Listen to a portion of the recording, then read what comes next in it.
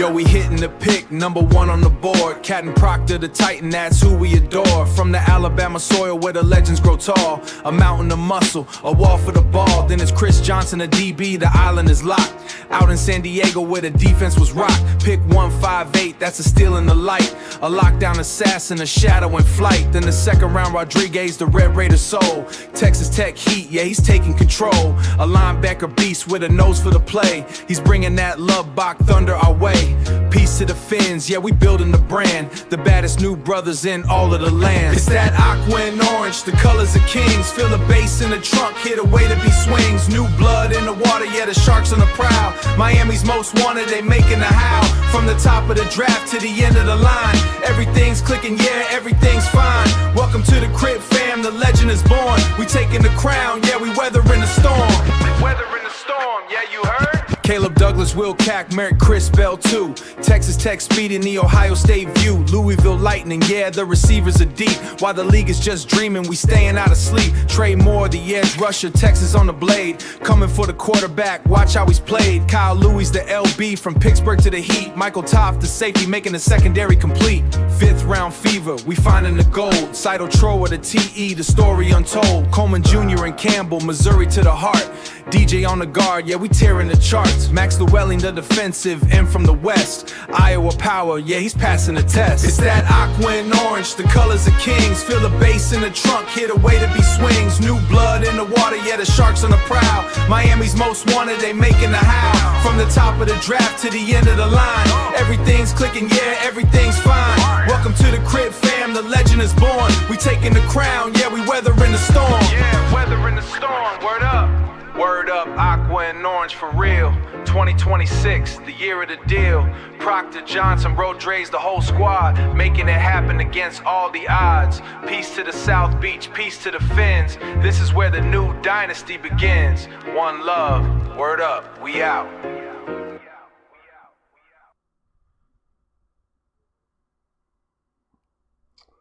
What is up, my Fin fam? It's your boy Cat in the Hat, and we just got back from a fun day at practice. Stadium practice, and then, boy, it was a hella hot day. Super hot. So hot, I couldn't even barely take any pictures. My phone was heating up so bad. But it was good, man. It was good. We had some good. We had some bad. We had some concerning. But at the end of the day, we got progress. We got football's almost here. 32 days away. Smash that like and subscribe on the way in. I appreciate each and every one of you rolling through. Discord's open if you want to hop up here. You want to join in on the conversation as we go through our thoughts from today's practice. Maybe look through some notes, some photos, maybe a little bit of film. Who knows? We'll see. Yes, I do think Malik Willis did a great job at quarterback today, and we'll get into that. We'll get into that for sure. Shout out to the chat. Make sure y'all smash that like button on the way in. Be a friend and share. Share it to your social medias. Help us out. We're trying to hit that 1K mark sometime this season. I think we can do it, but we can't do it without y'all's help. So don't be afraid. Share it out onto your social media. Share it to some friends who might need a good channel to go to get some solid information. Right? I've been telling y'all a lot of things about this team all off season, and so far, almost everything has happened. We're seeing it all come into fruition.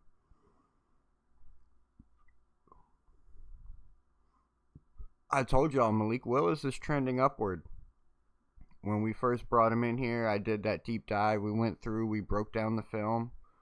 We looked at it. We looked at all his flaws, all his advantages, areas he's good at. We looked at the progress. We took in consideration where he originally got drafted to, right? So Tennessee, everyone does bad in Tennessee, right? I think Ryan Tannehill's the only exception to that, and that's because he went to the Dolphins first and then went to Tennessee. But imagine if he would have got drafted to Tennessee. Quinn Ewers, in my opinion, today, man, Cam Miller might have won the job. If we were just talking about today, Cam Miller won the backup starting quarterback or the backup quarterback position over Quinn Ewers today. Yeah, you're right. He was throwing ducks. He was throwing ducks out there. Pick. It was not pretty. But it was hot out there today. I ain't gonna lie. It was hot out there today. Jordan Brooks looked good. He was out there commanding the defense. I saw him coming up and like switching things up, moving a guy over. I saw him out there being a leader, taking command of this defense. We heard Halfley talk about it last month. He was saying that he wants Jordan Brooks to be that guy, right? That green dot. He wants Jordan Brooks to be that guy, and that he's going to do everything in his power to make him comfortable in that. Well, I saw him out there today being that guy. I wasn't out at camp yesterday, so I can't really give you a good gauge of yesterday's practice compared to today. But I wish I was there yesterday. Unscripted, that's the type of stuff I want to see. That's the type of stuff I want to see for sure. But today was good. Malik Willis is definitely getting better. I know that I reported to you guys a couple days ago from last week's practice, from the first couple fan practices we were able to go to, that the Malik Willis and Caleb Douglas connection was not there. Well, they were connecting pretty good today. I got to say that they have worked on their connection. I don't know if it's the receivers out there getting a little bit more comfortable with the pads on, willing to get hit. But Caleb Douglas and Malik Willis looked pretty good today. Caleb Douglas's route running is definitely helping him out. But there's still there were still some plays where they did not complete the ball. They didn't complete the pass to each other. So he was the most targeted wide receiver today. Talking about Caleb Douglas, he was the most targeted wide receiver today. And his connections between Malik Willis, probably, it was like a 60-40. So let's say he had 8 passes thrown his way. He caught 5 of them and dropped 3 of them. But compared to my last report on the Caleb Douglas Malik Willis situation, it's progressing, right? So that's a positive. So I do feel like their connection together is getting a little bit better. What's up? What's Hey, up? Pat, can you hear me? I can hear you. I think you're muted. Oh my gosh, I can't be muted, right? Oh, I am muted. I've been sitting here saying nothing, bro. Wow, I just rambled on a whole lot about nothing. Well, shit. Me, it has you muted. No, as you said that, I looked down and it looked like, yeah, you're right. Or wait, hold on. That's not the right mic. Hold on. For you, I'm muted? No, it's showing. It's showing that it can hear. Let me see.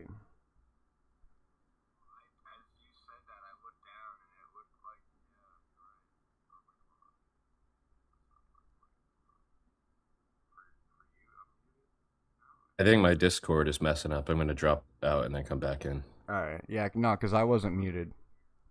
Alright, I'm glad I wasn't muted. I was like rambling on. I'm like, bro, like I'm getting comments. There's no way I could be muted, but alright. Can you hear me now?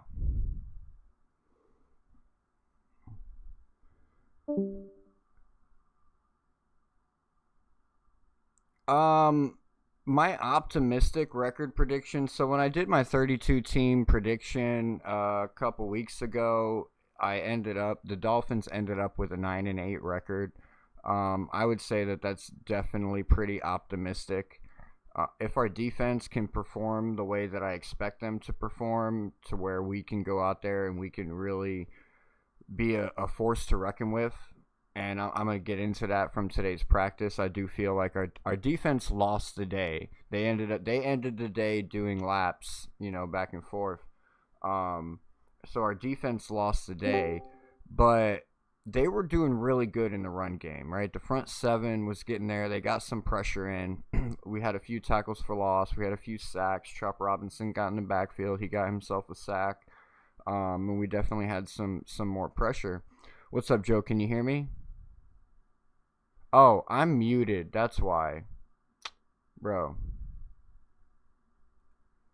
I was muted on Discord. I wasn't muted on YouTube. I was just muted on Discord. So you should be able to hear me now. It was me, not you. Oh, okay.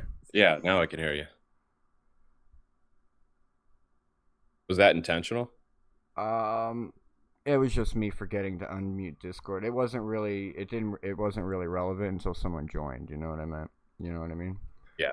So yeah, I just forgot that I had it muted. But what's up, man? How's your day? Have you seen any highlights from today yet? No, I haven't seen anything today. I popped into TD's stream earlier, but I felt like I was just hearing slop, so I ended up leaving. I went to the fish store that I always go to in Sarasota, and when I got there, it's like 30 minutes away. When I got there, they were closed. They were like taking everything out of the store after like 30 years or something of being in business. They closed. Oh man, even longer. Yeah, it was super sad. That's where I get snails, crabs, fish, ghost shrimp, brine shrimp, like all kinds of stuff there. It's gone. I don't know I don't have another store, so I got to do some searching. So I'm a little bit sad, but you can come check us out. We're a little bit of a drive, but we're well worth it, man. You seen what I was showing you the other night, man. Go check out if you. You're in the Palm Beach area. What area of Miami you in? Palm Beach? Palm Beach, yeah. Okay. Yeah, you should check out that video I sent to the Discord. Took a video of our show tank, bro. That's beautiful, man. Freaking beautiful. Come check us out sometime.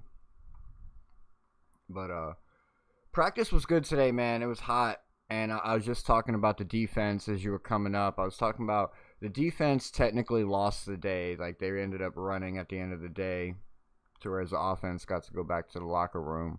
But in my opinion, I feel like the run defense, our run defense, we were pretty good. There wasn't a whole lot of big runs broken off today until we got to the third string with that number 37. What's his name? William or Hankerson? I don't know if it's Hankerson or what, but number 37. He's been having a lot of big, hard runs when he gets the chance. When he gets the opportunities, he runs he reminds me of Pacheco. Like if you ever watch Pacheco run, how he looks like he's a truck. You know what I mean? Yeah. It runs harder than his size. Yes, exactly. And like that, I look at 37, it's the same thing. It's like, bro, he doesn't look like he can run like that, but for sure. Find some holes and get some big plays. Devon Achane did have a nice little touchdown that he got in red zone situations. It was he found a hole through the middle, was able to find the end zone. The one thing I did hear was that they're not really touching Achane, right? Like, they're not tackling him. Yeah, so that was questionable, right? So the touchdown was actually a little questionable, and I was going to touch on that because I don't think they're tackling Achane. So in a real time, I don't know if he would have been able to hit that hole and actually make it to the end zone.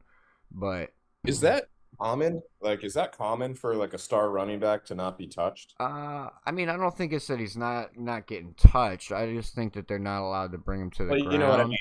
But I mean, it really just it really just depends, right? Like, let's say Christian McCaffrey coming back from his injury last year, like, was he getting tackled to the ground in training camp? Yeah. You know what I mean? Like, they didn't want to like risk him aggravating something, right? And it's the same thing with Achane. He's got a little minor injury that he's dealing with from last year, so it's like better to play it safe than sorry.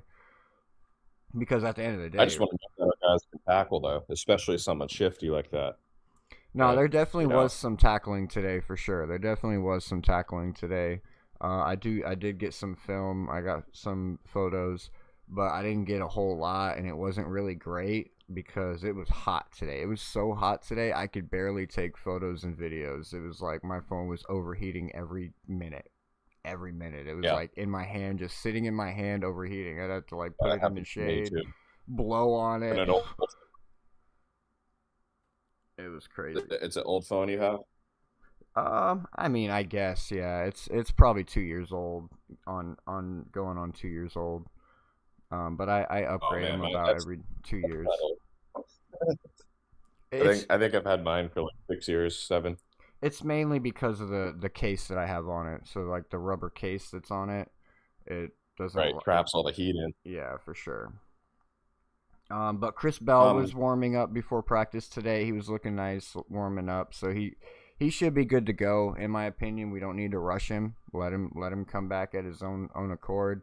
But definitely, he looks like he is moving in the right direction. You were gonna say something? yeah, you brought up the run defense earlier. Have you seen enough from all these training camp practices to kind of know what our defense like scheme and everything's going to look like? I mean, have I seen enough? I've seen enough to Or are they know mixing it up? it's definitely getting mixed up a little bit. But what I have noticed and what I've seen so far is that our defense is unified. There's definitely communication all throughout the defense. Everyone runs to the ball. It's everybody running to the ball. So They're not looking confused. say that one more time. That they're not looking confused. No, definitely not. Like there's clear communication. I was talking about how Jordan Brooks today, I saw him like taking that green dot role and really taking control of it. So I'm like tapping guys on the leg to like get them to move over or shift, calling audibles, things like that. Being a true leader out there and making some It's plays. very interesting, right? Because I've talked about it a lot, like how his green dot used to be a safety. Right. Um, and I don't know what it was like with Michael Parsons there, how that all tied in, but he had said in a few months ago he calls the defense through the safety. Now I don't know if the defensive coordinator being a linebackers guy, maybe that has switched up, or maybe he's working with what he's got with Brooks and now Rodriguez. But I find it interesting that seems like it's going to be something new for Halfley. Yeah, and he talked about it. I think it was last month he had mentioned it, but he was talking about like Jordan Brooks not really wanting to be the green dot, but he wanted him to be the green dot. And it just makes sense with the fact of why they paid him, in my opinion, on why they paid him, because like everyone thinks that they paid him because he led the league in sacks last year, and I personally don't think that that's the reason that they paid him. I think they paid him to come in here, be the leader of this Right. defense, and like get these guys moving in the right direction, be that green dot for Jeff Halfley. And Jeff Halfley talked about how Jordan Brooks didn't want to be the green dot, but he was like, I'm gonna force him to, and like put him in situations and like get him comfortable. So I think that was kind of like what we were seeing today. So it's something to keep an eye on. I'm definitely going to be looking forward to that because Jordan Brooks being our green dot, I think that's a good commander of our defense. I think that would be a good What you're saying is kind of proving that, right? That the communication is good and that they seem like they're on the right page. same page. It So seems like a this unified defense. Another interesting thing yeah, that I saw today, like I don't remember if you heard me talking about it the other day, but with Malik Washington, he had designed runs and he was like lined up as a running back, right? And my curious thing was like, is this just a Malik Washington thing, or is this a Houston Texan thing to where Bobby Slowick's kind of bringing over what he did in Houston in 2023? And today I saw Tutu Atwell lined up in the same formation, in the same running back situation as Malik Washington. So we with are with H.N. and correct. So we are going to see we're going to be seeing a little bit of variations with this Miami Dolphins offense, right? yes, So he's already said that he wants to be run heavy. but I think we're going to get a little bit of that, what we saw in Houston as well, like mixed in. So it's not all one Right, thing. right. I hope to see what Atlanta did last year, where they would put Bijan out wide, and then they would motion him back into the backfield a lot of the times, and it was just kind of throwing people off if they didn't motion him, or if they were going to motion him but not hand it off to him. Right, there was like it was. I think it was hard for defenses to keep up with what Atlanta did with Bijan last year. So I'm hoping they adapt a little bit of that too, because Achan's a great guy for that. Yeah, for sure. What's up, Mr. Polk? Yeah. Hey, how's it going, Cat and Joe? Hey, Mr. Polk. Another person that they can do that same play with is Kevin Coleman. When I watched some of his highlights out of Missouri, he was doing pretty much the same thing. Besides going down the field, he would come around, get the ball from the QB and head the other direction. And what happens? So I'm not saying they're gonna do it, but they can experiment that with him also, see how that works out. But what are the odds of him making the 53 Kevin Coleman. with that receiver room? How it is? I think Kevin Coleman is pretty good. He's answered the phone pretty much every time they've picked up and called him. Like he's one of them solid. He's been one of them solid guys, especially for the 2s and 3s. So is he like wide receiver 6 or 7? Like who do you think is anyone kind of emerging as a probably cut kind of option in that room? Jalen I know. Jalen Rager actually had a pretty good day today. He had a motion run out of the backfield. He also had another like short slant pass over the middle. He's been kind of stepping up. Tolbert Rager. Tolbert has been dropping passes. Taj Washington has been dropping passes. There's like 9 guys in there, right? 10 if you include Bell. Marshall had a nice, or not, was it Marshall? Terrace Marshall Jr.? Is that the guy I'm thinking of? Yeah. He had a pretty nice pass today. And if we was the first wide receiver added in the offseason, I think. It was Terrace Marshall Jr. And I remember Pete had a show on him, and he was saying he's like the next greatest receiver. So I think we got. But they still got Theo Weeks. Yeah, we do still got Theo Weeks. I didn't see him a lot out there today. Weeks, yeah.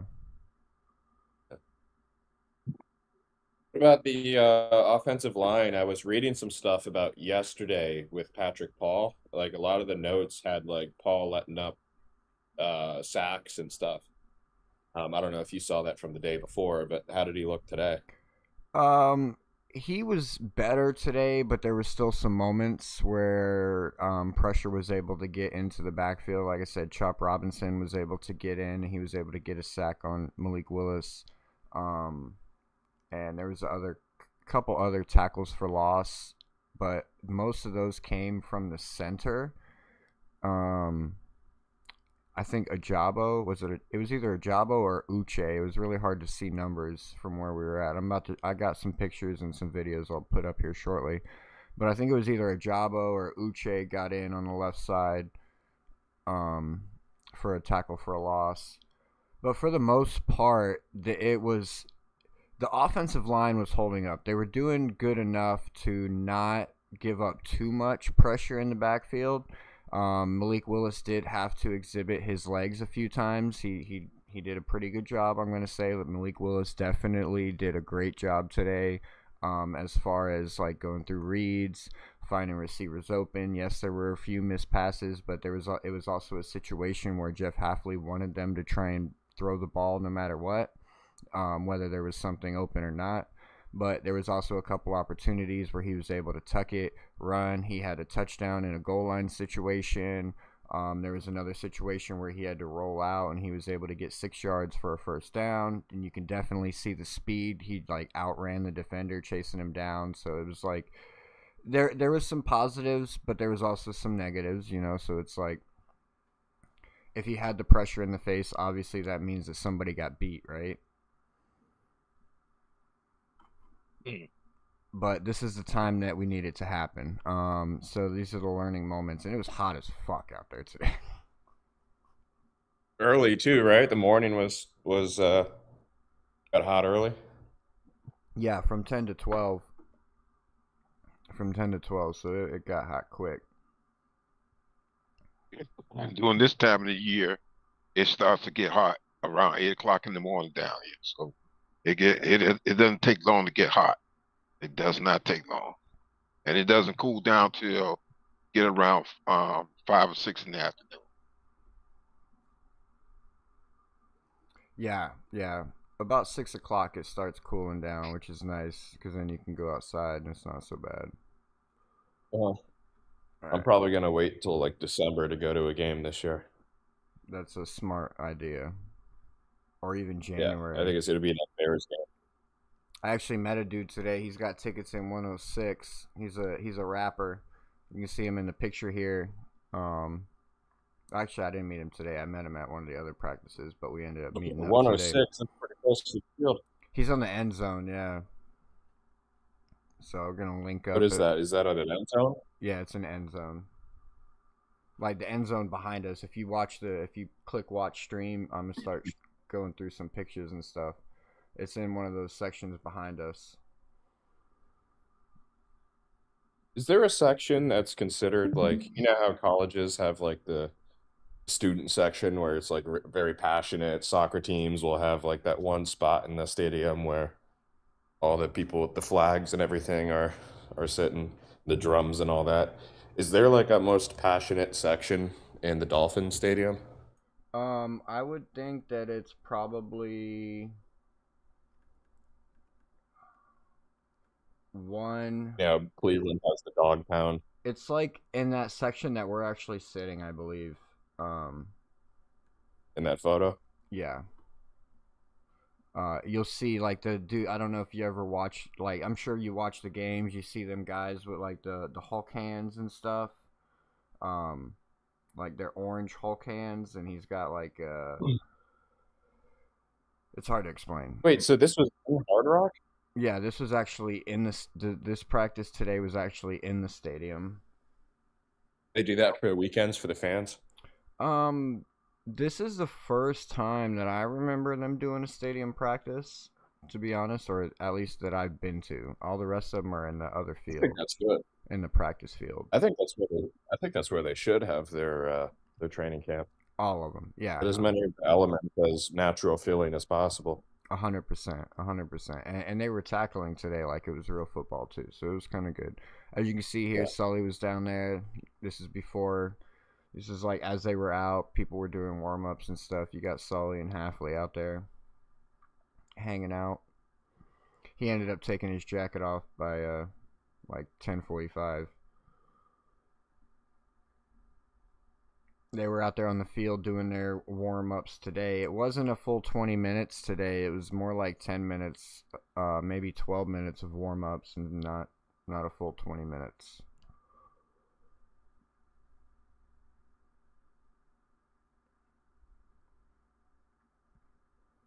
Day out. They were hot.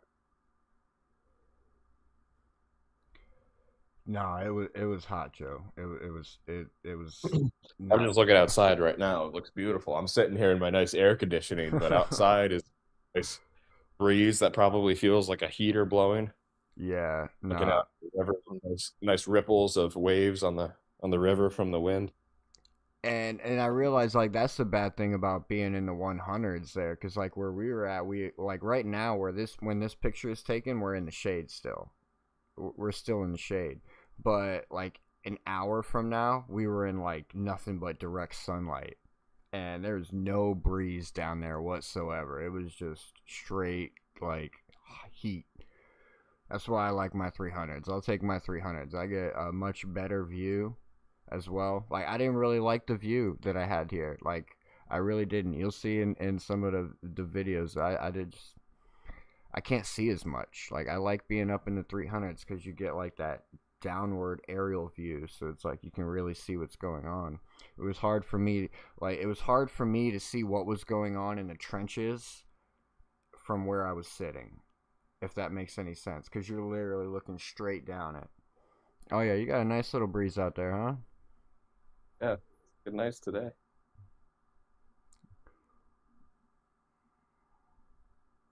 Doesn't feel too bad on this coast. You're on the West Coast? Yeah, Oh, you said Sarasota, right? Bradenton. Yeah, but I was down in Sarasota today. Yeah. I got some people that live out in that area. Punta Gorda, I think it is, or something. Yeah, that's still pretty way south of me. Yeah, they live in like a retirement town. Yeah, that's down by like Fort Myers and Naples and all that, I think. Yeah, Uh, it's a lot of retired people in that area. this whole coast is. This entire anything Tampa and south, well, even a little bit north of Tampa too. Um, and even up into like the villages, but this whole coast from Tampa down to Naples. Is that the furthest one or is it Fort Myers? I forget which one's further south, but all the way that entire thing is like mostly 55 and up communities. Hmm. Dante Trader was on the sideline today. He didn't do a whole lot of much or nothing as far as practice Man. goes. Yeah. I don't know what he's dealing with. He's in my eyes like he was one of the most important to watch this training camp to emerge into that started safety role, which I was so vocal about all offseason and we didn't even address properly. And that I was Zane Anderson and what's his name, Johnson, Lonnie yeah. Johnson Well, here now, but like I like Zane Anderson. He's my guy. I think he's gonna take that. I think he's gonna take that top safety spot, in my opinion. But we'll see. We'll see how the rest of training he camp never plays has, out. right? Like that would be new for him. He's always been a backup, right? W- I mean, yeah, That will be technically, yeah. So it's like that will be his biggest role. he's also technically a Super Bowl champion. But yeah, he was. Because before he went to Green Bay, I think he was with the Rams when they or the Eagles when they won the Super Bowl. So he has a Super Bowl ring. I remember when I did my research, he had a Super Bowl win. But yeah, so he went to Green Bay. He was in Green Bay for 2 years. The first year he was there, it was just special teams because he got drafted as a special teams guy. But then like he got a few turnovers in that first year, so Jeff Halfley like slowly started to work him up the second year and actually designed a few plays specifically for him to like start on defense. He didn't start any games, but there were plays that were drawn up for him to like play. So Ben Sims, Malik Willis, and Zane Anderson were the three Packers that came over with them. correct, correct. And Ben Sims has been working with Malik Willis. He was working with Malik Willis last year because they were both like second stream players. So all the reps that they were getting, but I haven't seen a whole lot out of Ben Sims except for the first couple days of practice. But Traore's been stepping up big. He had a nice play today when Malik Willis had to scramble out of the pocket and find somebody downfield. Got a nice first down completion on the sideline, going out of bounds. I don't know what situation that drive That was was my in. least favorite draft. No, I mean he's been pretty solid. I'm not gonna lie, he's been pretty solid. When they call on him, he's been catching the ball. He's a pretty big guy. Like you can throw it up to him on the sideline. He can win those contested catches. He can block end run or end His catch. his blocking isn't bad. But I probably think he's better at catching than blocking. Kind of like a Mike Gesicki, just not. He ain't. I don't He's a think. big athlete, right? He could be like our next Waller. Yeah, Yeah, definitely. you Or know, like obviously probably not going to be, but you know, right. he could be that. Or like how like they use Darnell Washington and Pittsburgh. You know, it's like, oh, we got 12 I want Darnell yards. Washington. You know, kind of I, like I would not. trade for Darnell Washington in a heartbeat. Oh my gosh, right? He's what 300 pounds as a tight end. That's freaking Yeah, ridiculous, bro. Like that's like Jerome Bettis. yeah. Late season, that's who you want to get the ball to. For real, for real. play a cold weather game, who's gonna want to get in front of a freight train like that? This is Tom Garfinkel, right? Or am I wrong? Who's this guy? Uh, is that the new guy? Is that Silman? He was there today. I don't know. He was definitely I was somebody. raging about Tillman. I I was don't. I was I was getting mad I about don't him think this is the other Silman, day. but I could be wrong. I don't know what he looks like, but he was pretty much talking to If it Sully for a if that while. is, good on him on being out there on the field. If that is him, But yeah, he was over there and he was hanging out and talking with Sully for a while. So I figured I'd get a picture of it. I'd figure out who it is. But yeah, if that's Silman, like yeah, that's good for him being out there during practice for sure. it looks like it.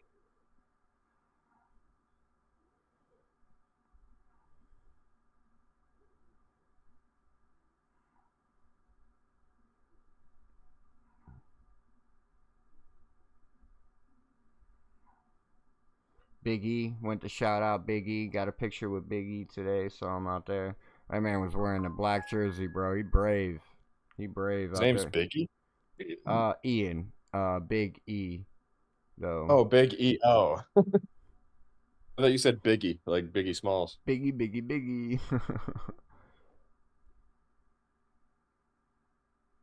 And here we had some coaches huddled up talking about something. Don't know what they were talking about. Just wanted to grab more pictures.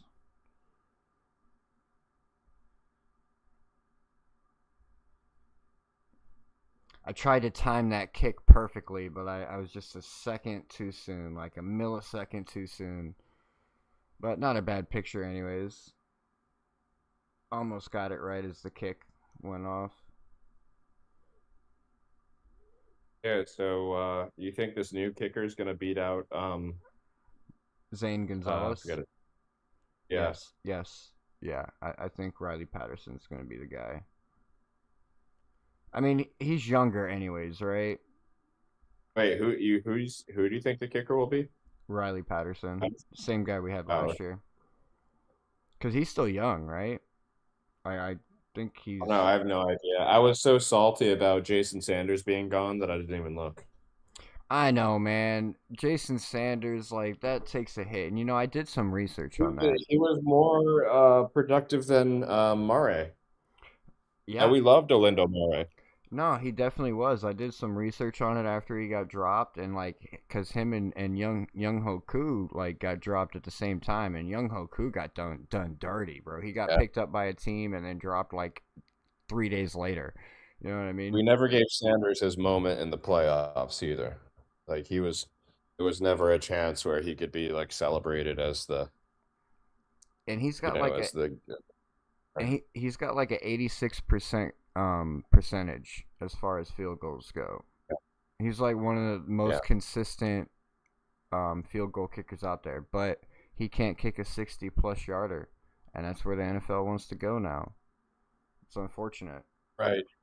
Right. I'll never forget that Cowboys game though that he won for us. Nah, it was Was it heartbreaking 5? seeing him go, but I knew it was going to happen when Riley Patterson came in last year, and he was kind of doing a good job. Riley Patterson was like, so That's how I feel about like we're gonna get to that point with Sealer, right? Like if Sealer has another bad season or off season, people aren't gonna be like they're gonna be like, all right, it's time to let m- him kind of venture on. yeah, move off of him. I don't Especially know, with man. like with this regime change, there's like it, he's one of those guys that's still around, but you know, they didn't necessarily commit any money to him yet. Um, I could see this as Sealer's last year as a Dolphin, but who knows? This is the last year on his contract, right? I don't know. Even if it wasn't, I think they would move him. Or So if it's not too huge of a hit, and they want to kind of move on. I think a lot of these guys, it's their final year to prove if they can adapt to this new regime or not. see I what have high hopes for Trader. I have high hopes for Phillips. I don't have high hopes for Sabanea. Hopefully, if Sabanea like somehow gets way better, we're looking at it like terrifying offensive line. I don't think Sabanea takes that leap. Did you watch him at all today? It was I heard. No, go ahead. it was difficult. Like I said, it was difficult to watch much of what was going on with the trenches. We're kind of gonna have to filter through it with the film that I got. Go ahead, Mr. Polk. Gotcha. No, I was about to say that. If I'm not mistaken, I'm trying to remember who it was this morning was saying that that he was starting to look good in his natural position, but like I said, it's still too early to say what's going to happen. You know. I mean, you can see him here doing like these are light drills. These aren't like anything serious yet. This is still like the warm ups period. Are they still doing like one-on-ones, or is it pretty much getting to all like Yeah, game scenarios? no, they're still doing one on ones.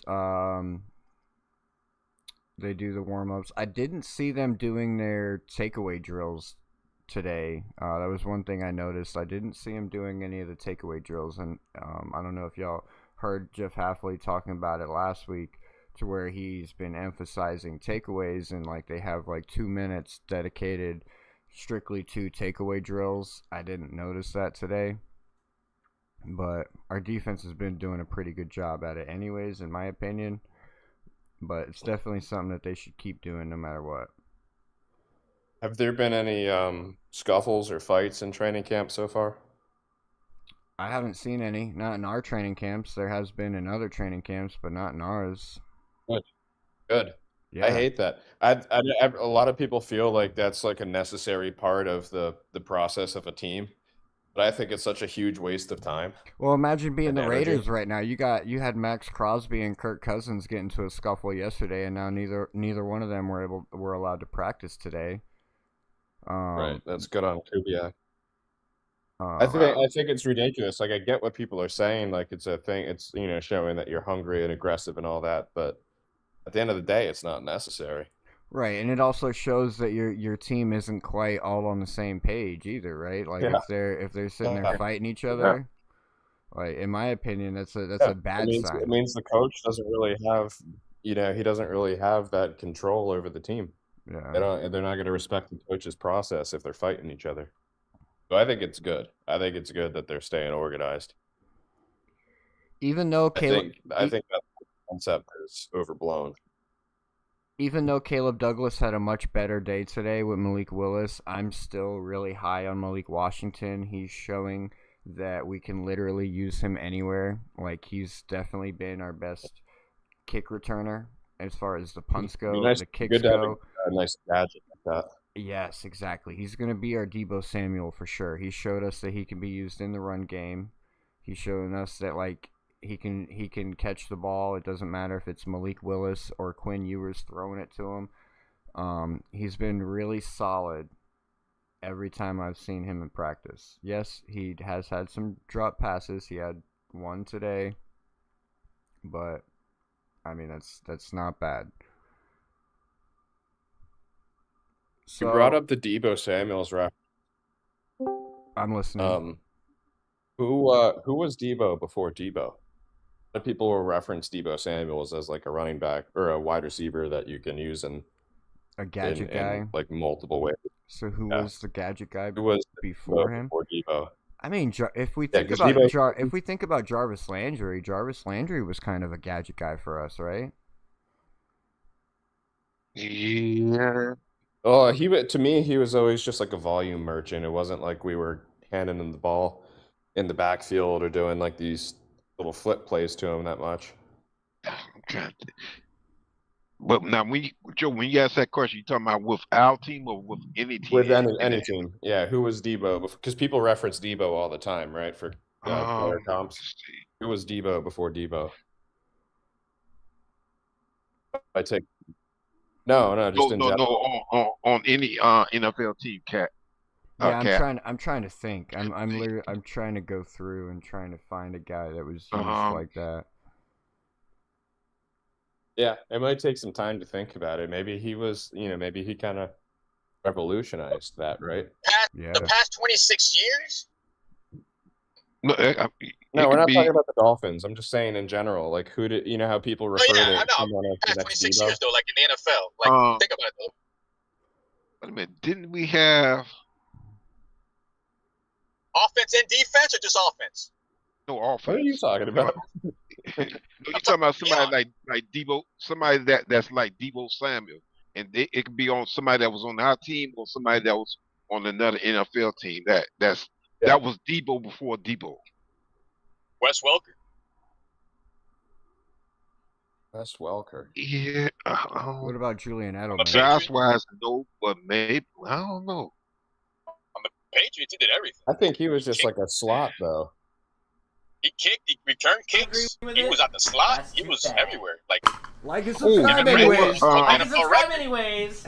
What about Crash Jensen? Y'all remember Crash Jensen? Jim Jensen.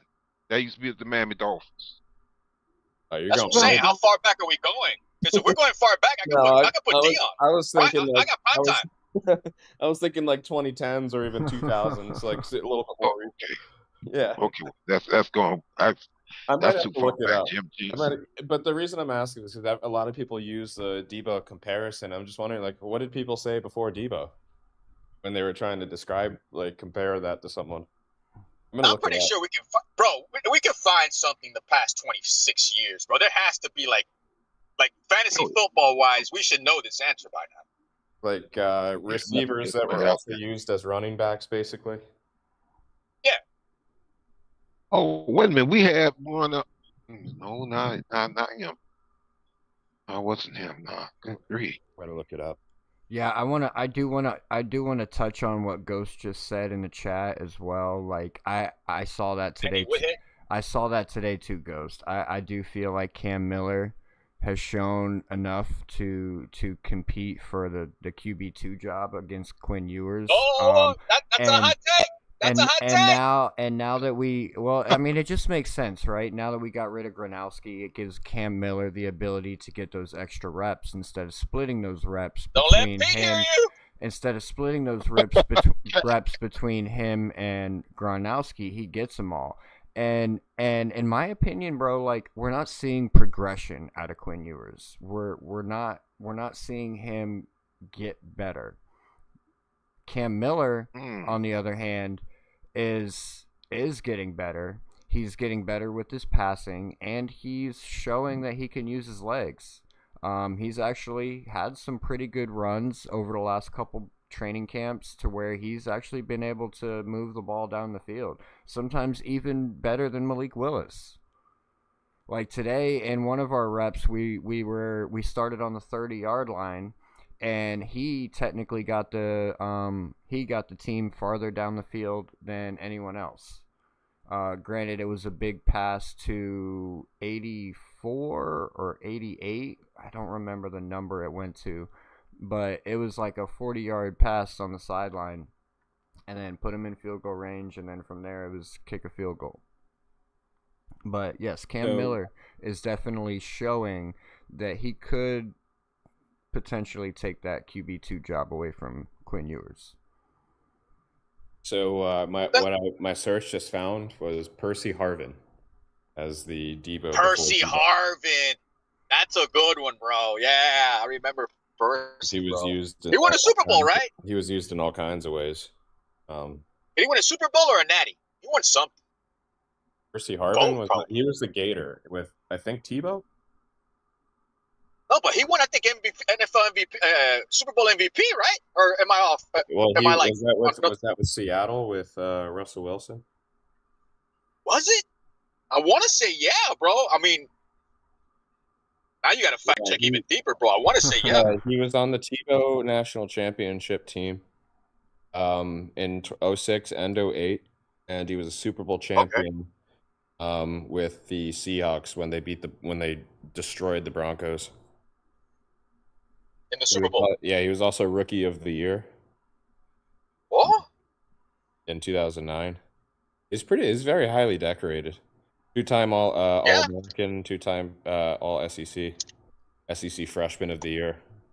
He's very decorated. Damn, how come we couldn't think His of that? NFL career though was not like huge, but he did get Super Bowl champion and Rookie of the Year and Pro Bowl once. Interesting.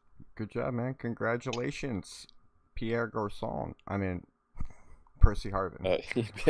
I was He's from thinking down of here. I was thinking of Pierre Pierre Garçon Garçon. because I went to school with him. I lived right down the street from Pierre Garçon. We actually played flag football together. What? Yeah. Get out of here, bro. Nah, He was good. I'm not kidding. He's the one that He was good. cracked my ribs, asshole. You got war wounds. I don't have anything like that. Only NFL player I played sports against was Theo Riddick, the running back that was with the Lions for a while. Yeah, I remember that name. Oh yeah, I remember him. All right, just got back. He beat me in Hey, beer what pong, too. What about Percy Harvin? Y'all remember Percy Harvin? We were That's just what we were just talking about. Okay. Yeah, he's yeah, he would be the Debo before Debo. Also, Curtis Samuel. Which would make sense, right? Because Curtis Samuel was there as Debo Samuel got there, right? So it was kind of just like they were moving from one character to the next, same play style. Same last name. Because wasn't Curtis Samuel with the Commanders as well when they drafted Debo? No, the Debo was Niners, wasn't he? Before the Commanders? Or was it the other way around? Oh, he was Niners, Commanders, then back to Niners. Who, Curtis Samuel? He's I still don't know the where Niners. else he went. He went somewhere else too, didn't he? He went back to the 49ers this year. Yeah. Curtis Samuel? Oh, No, Debo Debo. Samuel. Debo Samuel. Okay. Yeah. Man, I see he had a gut, bro. That was Photoshop or that real? What, with Debo? I didn't see that. Man, that man had a stomach. That's funny. Yeah, but Debo always been what, big Nah, body. bro, he had a beer belly, bro. That thing had to be Photoshopped. I hope it was. You guys remember how we saw Tua in the offseason, and everyone's like, "Oh, don't worry." Yeah. Okay. Everyone's like, "Don't worry about it." Like that QBs always look like that, and this and that, and then he goes out there and has an awful season. I'm gonna say this now about that picture of Tua. Nah, quarterbacks don't normally look like that. Maybe if they're like 38 and they've been in the league forever, right? Or if your name is Ben There you go. Roethlisberger. Right, or if you're like Jay Cutler, right? If you're big enough to, not, for people to not worry about that. Marlboro, man. Some guys could be like Josh Allen will probably have a gut in the last few years of his career just because he's such a big dude. Yeah, he Almost makes impossible. he makes sense. That off. That makes sense. Like he looks like Right. he'd be a beer belly gut guy. Yeah. In his last few years, he won't look like the Allen that's leaping over people. So Ghost, I'd really like to know what you're thinking when you say that, like, you've been to the 5 practices and now you're kind of worried. Like I see some concerning things, right? But I think the most concerning thing is probably our wide receiver room. I think our defense is going to be okay. And Malik Willis is showing some promise out there. But yes, our most concerning room is still our wide receivers. Like that's going to be the question mark this year. I'm hearing conflicting reports, bro. And the only thing that I've heard that's been like unanimous has been Malik playing okay with the ones. But I keep hearing that the defense is struggling at one point, then the offense is the same day. I'm like, okay, well, Kat, you were there past couple of weeks. I mean, your consensus so far. Are we ready for week 1?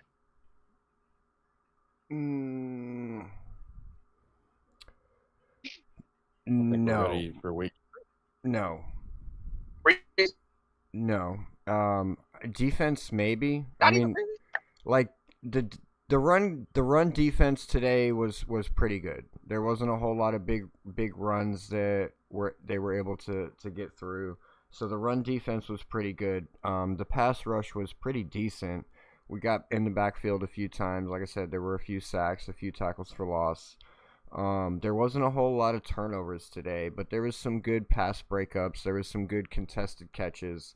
And this is where I go to the receivers being the concerning part, because like those contested catches, we could say that was a defender making a good play, but at the same time, like if the receiver gets his hands on the ball, like we need them to be able to come down with that ball. Like I don't care. We need you to come down with that ball on the sideline, complete pass, move the sticks. Let's keep this rolling.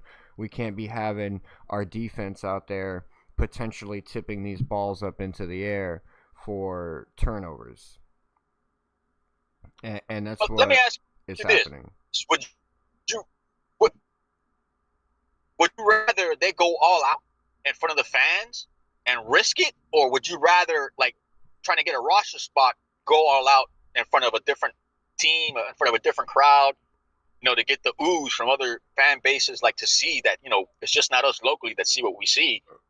Would you rather have them go all out then as opposed to now? Like, well, it's a fine line because we already know that Jeff Halfley is kind of he's been scripting practices to an extent to where that he can test players. He can give players teachable moments, whether he gives the advantage to the offense or the defense or one specific player. It's been situations where one player has had an advantage over the other player to see how that other player reacts in the moment, so that Jeff Halfley can either come afterwards and coach them up on that situation or see how they react to it, etc., etc. Yesterday, I really wish I could have been there yesterday because yesterday was a completely unscripted day, so there was no advantage on either side. Everybody was getting the calls in and playing as if they were playing a real game. So it's really hard to judge, right? Because knowing that, like if you go back and you look at that Chris Johnson interview where that Chris Johnson interception from last week where he jumped the route on Quinn Ewers, he probably got tipped off by Jeff Halfley and knew it and it was probably his job to know like he's gonna go this route. Read the quarterback, get your eyes on the quarterback, and then he was able to jump the route because he had the advantage. And Quinn Ewers in that moment was probably supposed to read the defense and probably end up going somewhere else instead of going to that first initial read. You know what I'm saying? and I remember when Halfley got interviewed one time during a presser, and they asked him about Ewers, and he was like, "Yeah, the no look passes. I want to see him do that when he has pressure." And like with the pressure, you know what I'm saying? Like it wasn't happening during OTAs, but now that we're seeing pressure, like, I mean, Cam Miller, number 2, really caught hard with that one. No, Ghost got to it before I could get to it, but it was literally in my notes. It was in my notes, Ghost. It was, like, especially today. Like, Cam Miller had a few moments. Like I said, he had a couple big passes. He had moments where he could use his legs and extend the plays, like extend the sticks, like keep the ball going. Like, so you Ghost and TD so far, guys have been out there, are saying the same thing about Cam Miller. That's wild. Yeah, because I heard that from TD this morning. I kept hearing Cam Miller's name mentioned. Well, it's important for long term. If Cam proves to be a guy they want to keep around, and they're not sold on Ewers, this might be Ewers last year, right? And if whether it's Malik or the guy that they end up drafting, realistically, if Miller survives the year with us, that's our backup next year. Yeah, I tell you what, That's his second spot might be up for grabs now because from what I'm hearing from TD also and somebody else is that just like I said, Cornelius is playing kind of terrible. So he's well, not. I think he'll need to see the field to retain his job long term. The problem with Right, Quinn he's Ewers, not He doesn't see the field. Right, Joe. He doesn't see the field, and the problem with Quinn Ewers is he's not getting any better. Like he's not progressing. He's not getting worse. He's staying stagnant. He's kind of plateaued, right? So it's almost as if he's at his ceiling and he He's can't stuck. do any better. So it's like if you look at Malik Willis, like he's gotten slightly better over the course of training camp. He's gotten more accurate. He's gotten more comfortable with commanding the offense. You can see that his connection between his receivers has gotten better. His the timing, all of that. You can see it. You can see that he's comfortable in the backfield, especially like when the pressure comes at him. Like it doesn't look like he panics or anything. So you can see that Malik Willis is kind of progressing. Now, if you go and you look at Cam Miller, and you look at Cam Miller's play from the very first practice that I saw, Cam Miller honestly looked like our worst quarterback. He had interceptions, bad decisions, was like just throwing ducks out there.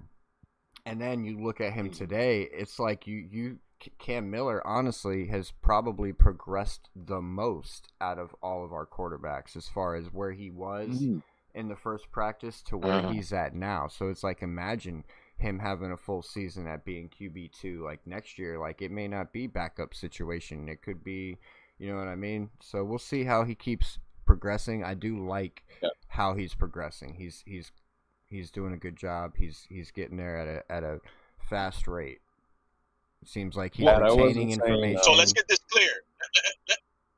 Let's get this clear. You're saying that all three of those guys are getting equal amount of snaps. Correct. Yeah, that explains why they dropped Konoski. Yeah, because before you were getting first team reps with Malik Willis, you were getting second team reps with Quinn Ewers, and then the third team reps were getting split between Gronowski and Cam Miller. So now Cam Miller is getting 100% of those third team reps. So are we? What I was saying before though. Are we keeping three? I wasn't saying Ewers doesn't see the field. I'm saying if he doesn't see the field this year, like at all, like if Malik is healthy the whole time, I think he's gone. I don't think he gets a chance to even be the backup next year, because Cam is new and they like what they see with Cam. You don't think we keep three? Well, no, I'm saying next year. I'm not saying this year. Well, let me ask y'all a question. What is Cam Miller's stature? What size? How big is he? What? Yeah, like his height and weight. Who, Cam Miller? Yeah. Yeah. Give me 1 second. I'll get that for you. Okay. Is 6 foot. Small. 6'1", 211. Oh, okay. So he's the same height as Malik. North Dakota State. Pretty much, yeah. Drafted by the Raiders, and how tall is yours? Was off season and practice squad only. Yours? I think he's taller, right? They're both, right? He's 6'2", 209, so he's 1 inch taller. Same weight. Yeah, but At least according to all our quarterbacks are kind of similar height. None of them are tall. We don't have a prototype build. Yeah.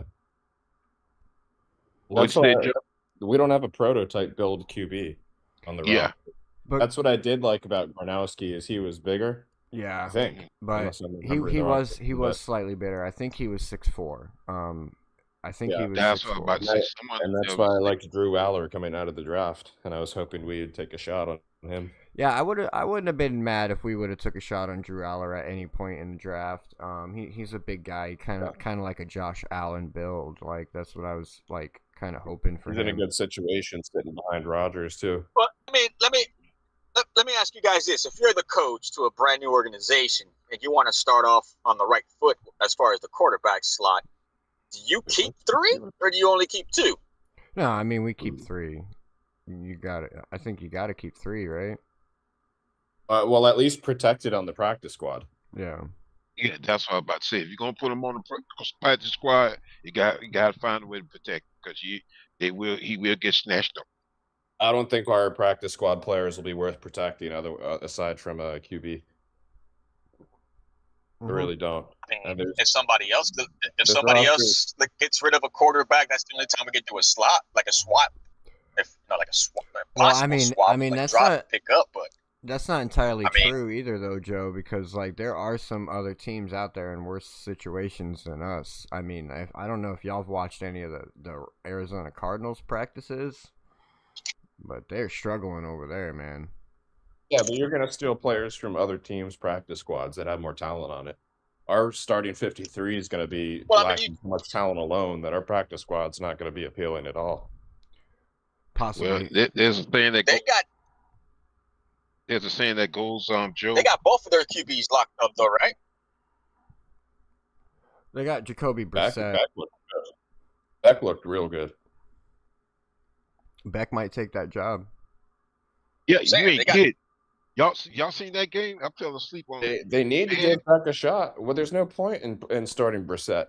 There's absolutely no point. They're not going to compete in that division this year. I bet you if So they would have that's- waited, I bet you if they would have waited till after the Hall of Fame game to deal with the whole Jacoby Brissett situation, I Right. bet they would have just let him walk. Be like, oh, we're not paying you, bro. I mean, they might just bench him anyway. Who cares? It's not like they're riding anything on the Jacoby Brissett contract. Yeah. Yeah, cause I hope it's not a huge contract. Cause Carson Beck looked like he was No, out but hey, there look, no, I having think fun. that contract's the same as Malik's contract, if I'm not mistaken. Right. Yeah. No, Carson Beck has been a champion and close to a champion, like for Hey, several can you look years. it up, in Cat? college. What's Don't agree with it. Jacoby Brissett's That's too contract bad. like Like and length subscribe extension? anyways. Like Like what? and subscribe anyways.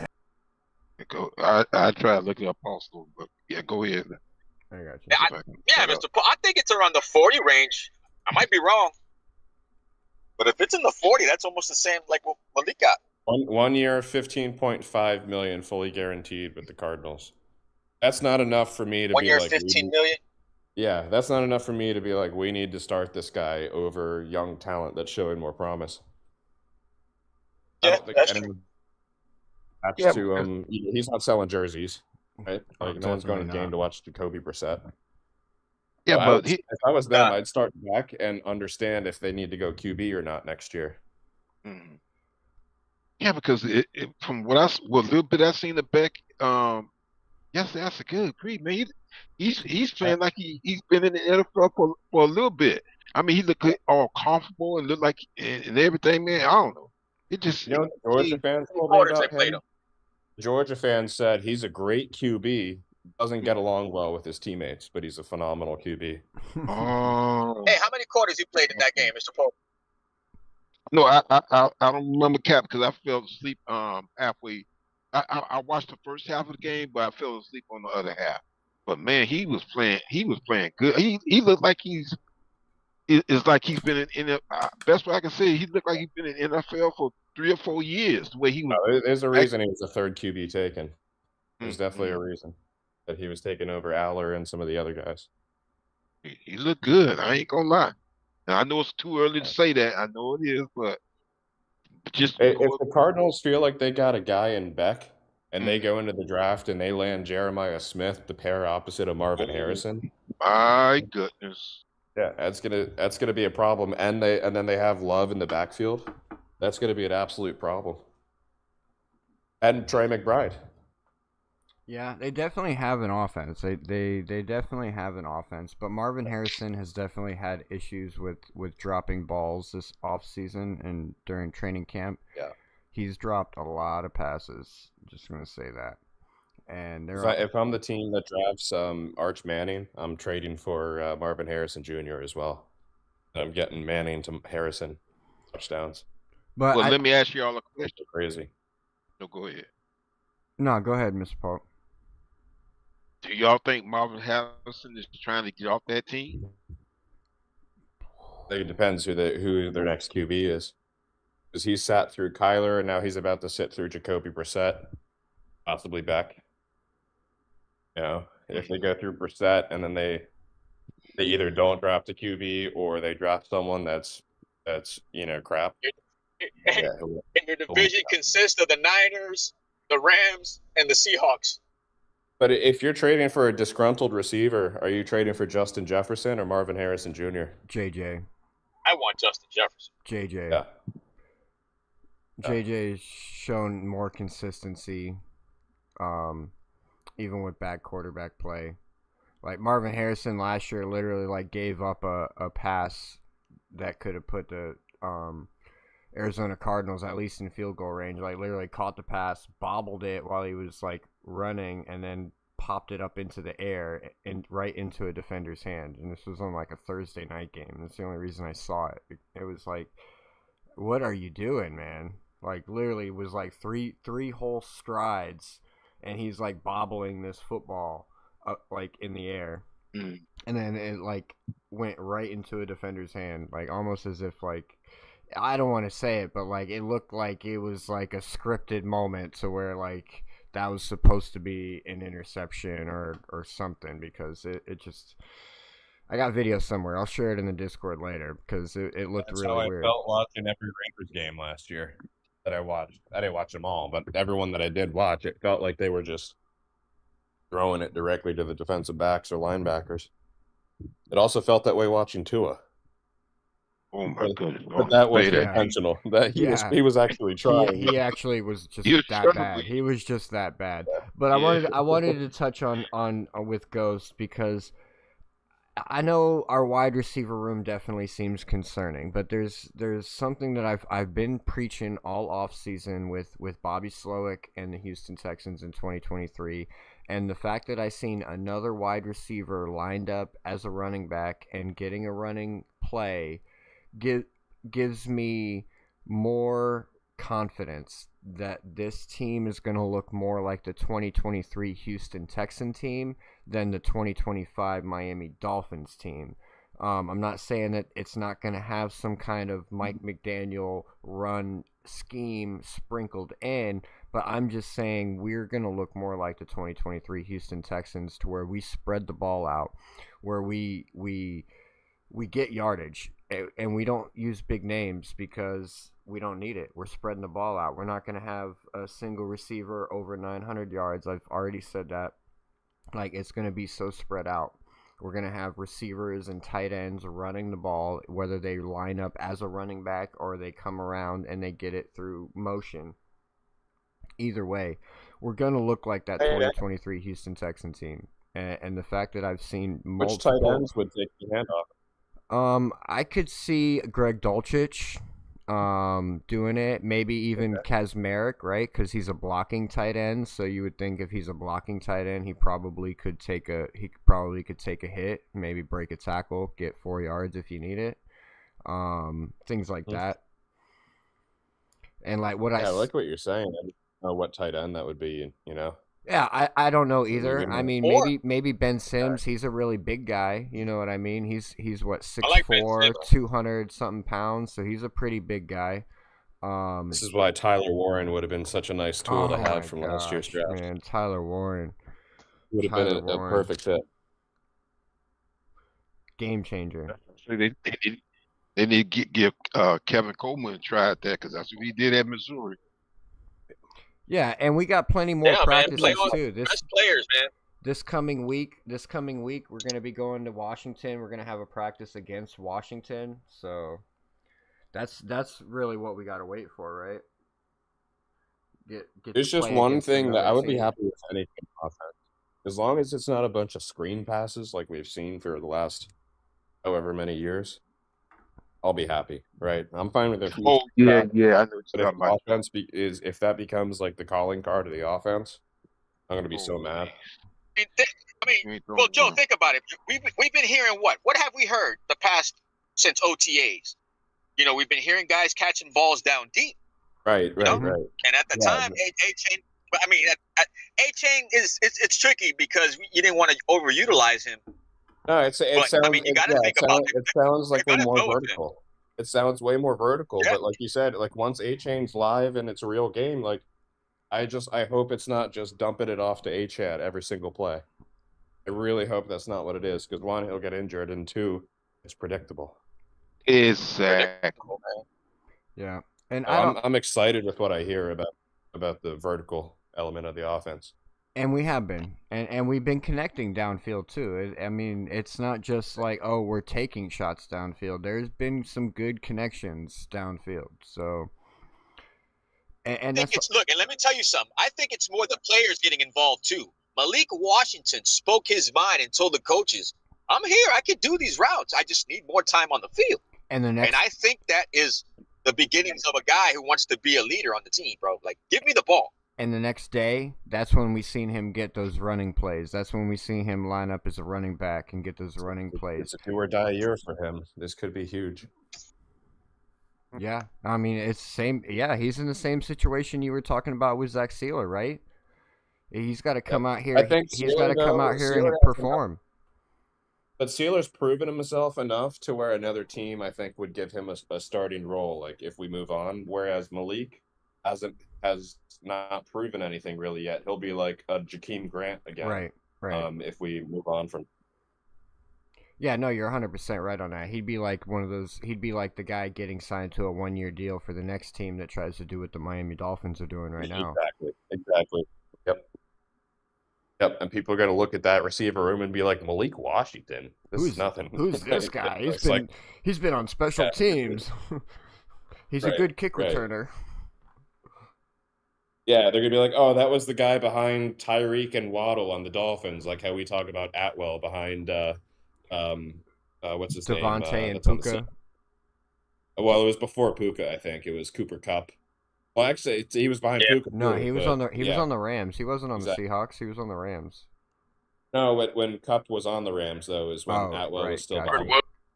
It was a Cup, Woods, and the tight end was like a. Oh, I forgot about Robert Woods. Forgot his name. Yeah, And so he was buried on that depth chart, and that's if Malik Same Washington. thing with Jalen.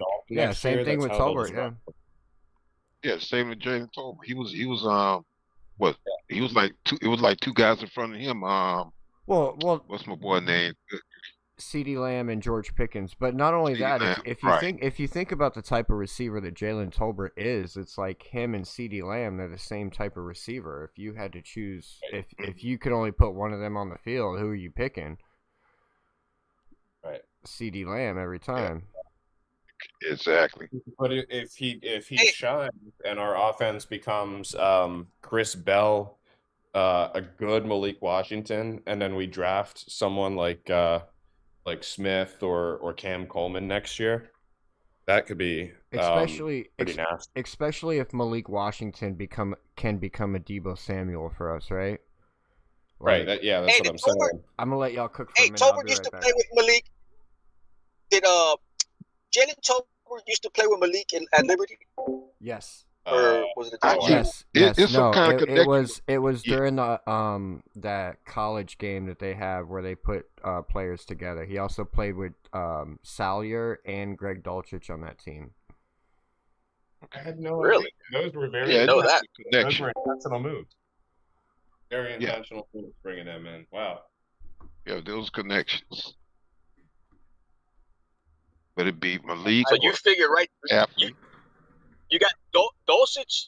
I'm penciling him in as the starter because if they're resting him the way they're resting him, I agree. So it's going to be Dulcich. Tolbert might make the cut because we can still, like you said, move guys to practice squad. Yeah. We're going to have one extra receiver. I'm assuming Bell doesn't start on the active. I think he'll still be on that list at the start of the season. So when we bring him in, we'll have to drop someone down. But if you look at our receiver room right now, I'm not counting Bell, I think it's like 9 guys. If you got Theo Week, Let's see. I'm going to go to the. you got that AJ guy, Tolbert, Tutu. That's 4. You talking about AJ Henry? Washington. What? Yeah. So right now, then you talk about Taj Washington too. We forgot about Taj Washington too. Yeah, Cap. Yeah. The 3 starters projected right now is Tolbert, Atwell, and Malik Washington. Mm-hmm. And then you got Caleb Douglas and Kevin Coleman and Chris Bell. That's 6 guys. Then you got Terrace Marshall, Theo Wees, and Taj Washington. That's 9 guys. I don't think all 9 of, and then behind them there's Rager, AJ Henning, and Donovan McCulley. I don't think those guys end up making the team. Yeah, I don't think Taj's going to make his name once. Yeah, and then I think out of Taj Washington, Theo Wees, and Terrace Marshall, I think maybe 1 to 2 of them make the team, depending on how many receivers we keep and Bell's status. If they get rid of Ewers, they'll get rid of Weiss. I agree. Yeah. I Yeah. agree. I think Taj Washington is probably either practice squad or cut. 'Cause he was a late round pick of the previous regime. And it wasn't like it's not like he's coming off his rookie season. He's been with us for 2 years now, coming into his third year. Oh, you So think I- you This might be think he'd it, make man. a practice squad Huh? with Todd Washington? You think Todd Probably, man. Washington make a practice squad? Yeah. I think maybe practice squad, because you got your first 6 are going to be the 3 rookies plus Tolbert, Atwell, and Malik Washington.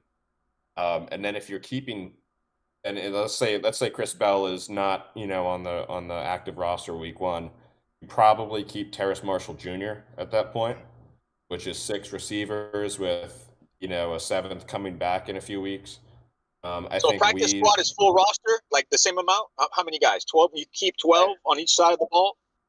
No, I think it's total. You keep like 16 or 12 or something like that. Yeah. So 6 and 6 or 8 and 8. Right. Well, it doesn't have to be evenly split. You can have whatever you want. And let's not forget, once the final cuts come in, we might still be picking up a couple players that might be attractive. Yeah. I mean, I don't feel like they need to change anything, even though I think the receiver room is weak. I'm curious enough about a lot of the guys to want to see them play. As minute as it sounds, I want a good kicker, man. I want a good kicker. I don't want any problems. I haven't heard anything about the kicking situation so far, but I'm hearing Zane Gonzalez is like the only one that's been pretty good, but he's out of shape. So, I mean, like, I just want a kicker that's not going to screw us over. Kat was talking about that earlier. He thinks it's going to be the Patterson. Yeah, but I heard Patterson missed a couple too. So it's like, I don't know. I haven't heard any news. I tend to tune out the special teams news on practice. Well, now let me ask you. And I was saying it earlier. I'm still salty about Sanders, so I'm not even paying attention to kickers for a while. Is there competition at the punter's position? No, that's another one. We don't know. It's just Pinion, I think. Oh, okay. We haven't heard anything special teams wise. Yeah, you got a long snapper that's new. His name's Tucker Addington. The holder is the punter. Kickoffs right now, and both place kicking and kickoff show Zane Gonzalez ahead of Patterson, but we'll see. I think that's just because he's new. And then punt returns, you've got Malik Washington, Kevin Coleman, Taj Washington. Kick return, you got Malik Washington and Ollie Gordon. For some reason, Ollie Gordon's listed as kick returner. Kick return, oh my goodness! Man, that's definitely slick. Yeah. I guess what they do is, since they put 2 guys back there, he's probably more of the one that's protecting Malik. Yeah, he's a blocker. Yeah, no doubt. That's a good strategy. But they slot him back there next to Malik, but then once it's actually kicked, Malik receives it, and Ollie is like his first blocker. Lead block. Yeah. I like that. Yeah, I don't know. I guess Malik, that's another way he's probably going to earn his position with this team too. Like, I think he's kind of, because he has that experience returning kicks, I think that's kind of a lock. But I brought up a few weeks ago, Chris Johnson, the rookie corner, I believe he did a lot of kick returning at San Diego. Oh, okay. That'd be interesting. And I'd be curious to see if they would take our first round pick corner and play him on special teams at all. Do it. I'm with Cat. That's what I would say. I say any rookie is eligible for special teams unless it's like a top 10 pick. I'll put Coleman over him if that's the case. Yeah, more speed. Slotted at second for punt returning. Coleman. But we mixed it up a lot last year, if I'm remembering correctly, and the year before. We always had random people out there. We had that Eskridge guy at one point. We had Washington at one point. That's because we didn't have any solid. That's because we didn't have any solid guys that could do it. You know what I mean? We had that safety. Remember the safety guy? What was his name? The safety that used to play fucking turn kicks. The one that went to the Giants. Ron Holland. Holland, yeah, he used to return kicks. Yeah, I used to get mad at that. We've I used to never get mad. had, Bro, I would get mad clear-cut- when I'd see Hill back there returning kicks. Hill and Waddle, like, what are you doing, Yeah. Mike? What are you doing? Right. Right, we need to get one of those guys like the Cowboys had the last few years. I forget his name. Tolbert or No, some it other guy. I wasn't, forgot his name. wasn't Tolbert. It was he's probably still there. No, they're there. I forgot. It's something like Talbert or Talbert, or then they got another guy. I forgot the other guy is faster than him. So I want to ask you guys. Turpin. Bonte Turpin. Yeah, Turbin and some other guy. Turpin. So I Turpin, want yeah, to him. ask He's you fat. guys, how do you feel about the fact that the Miami Dolphins still are pretty limited on injuries comparative to the rest of the league, right? Now we had a few more Knock injuries. wood. We had a few Good more juju, injuries knock on happen wood. today, right? We had Zay Flowers get injured today. Just recently, Oh man. we had Luther Burden he exited training camp. Man. Yeah, Luther Burden. We've seen all Let's the see, Chicago. injuries with San Francisco. We had injuries with Cyrus Allen and Xavier Worthy over in Kansas City.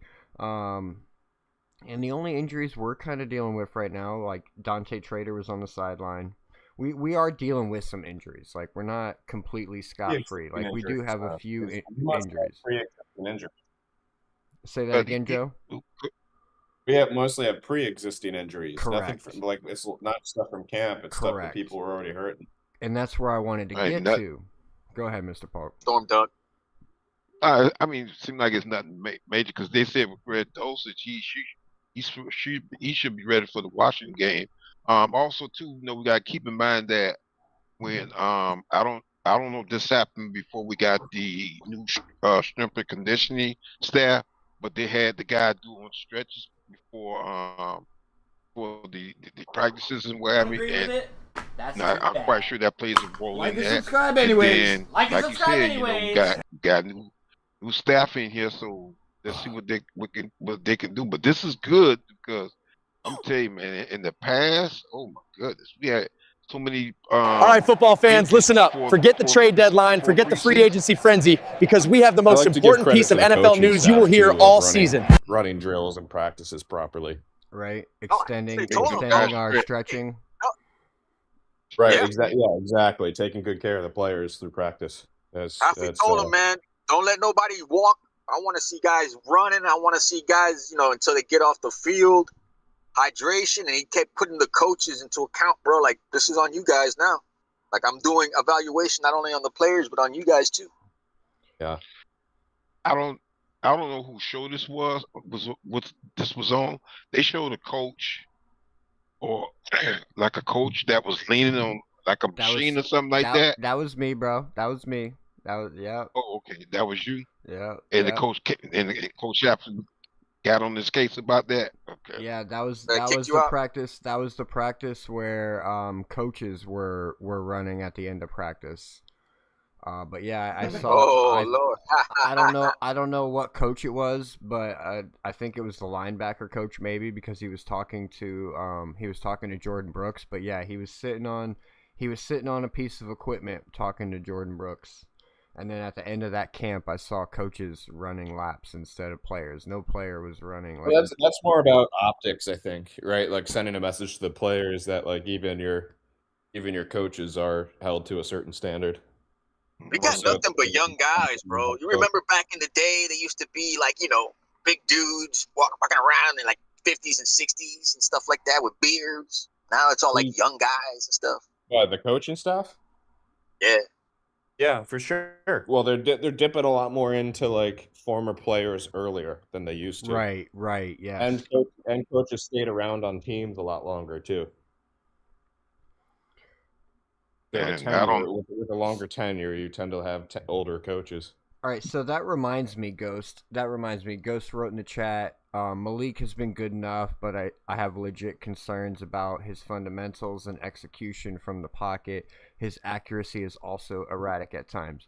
So going back to what I was talking about with Caleb Douglas and how the connection between Malik Willis and Caleb Douglas seems to be getting better. Now, I don't know if y'all remember the stream from the other day where I kind of explained two passes that I saw going from Malik Willis to Caleb Douglas, and they were out routes. So it's basically you run out 10 yards, run straight to the sideline, and it's supposed to be a sideline pass that you get, you haul in, tap the toes, get out of bounds. Well, they were both incomplete to Caleb Douglas in the way that it looked to me at the time. Like the first one, it looked like it was a high throw from Malik Willis, right? But you didn't see Caleb Douglas kind of even go for the ball, like no hands up or anything. But it seemed kind of high. And then the immediate play right afterwards was the same play to the opposite side. Same thing, the ball seemed kind of high. So I blamed the wide receiver on that play, right? Because I saw the same play. I saw the ball go to the same position on both sides, so I thought it was the right spot, and that the wide receiver failed to haul it in. But then today they did the exact same play again, both sides, exact same play. I saw him go to the right to Caleb Douglas. This time it was complete and a lot lower, to where that Caleb Douglas can actually bring the ball in. And then the next play afterwards, they did it to the left side. This time, Caleb Douglas wasn't able to haul it in, but it was definitely lower to where that he could actually catch that ball. So we're seeing progression between our quarterback and our wide receivers. So yes, there is moments where Malik Willis's accuracy can be erratic, but we can also see that he's working on it, and he is getting better with his connection to his receivers. Okay. I hear that. But he did show a couple times today where he's able to use his speed, man. We saw it on full display today. He had two plays specifically where he actually had to outrun the defender and get positive yardage. One of them turned into a touchdown, the other one turned into a first down. So we're First already... down one was on the run. Say that one more time, Cap. And I saw the one that he did for the first down when he was on the run. He was getting pressure and he threw off the run, off the back foot. Yeah, and we're seeing that too. Like he's able to throw off the back foot while he's in the move. And I think those are the passes that are erratic. And this is also where we got to take these practices with a grain of salt too, right, Ghost? And panel, Paulk, Joe, Cap, because Jeff Hafley's putting him in a position and he wants them to throw these balls. You know what I mean? Even if let's say the play breaks down and it would technically be a sack in real game time, the play continues on and he just wants to see you throw that pass, right? So some of them are being super forced, and yeah, those are going to look super ugly, but he's still got to clean it up and get more accurate. But at the same time, like Jeff Hafley is forcing a lot of these situations for ugly passes. Not wrong with that. So you can see Cam Miller. Football. So you can see I Cam like Miller here, like this one here. If you watch the stream, you can see Cam Miller, the pocket, like nothing happens. He tucks it and runs up the center.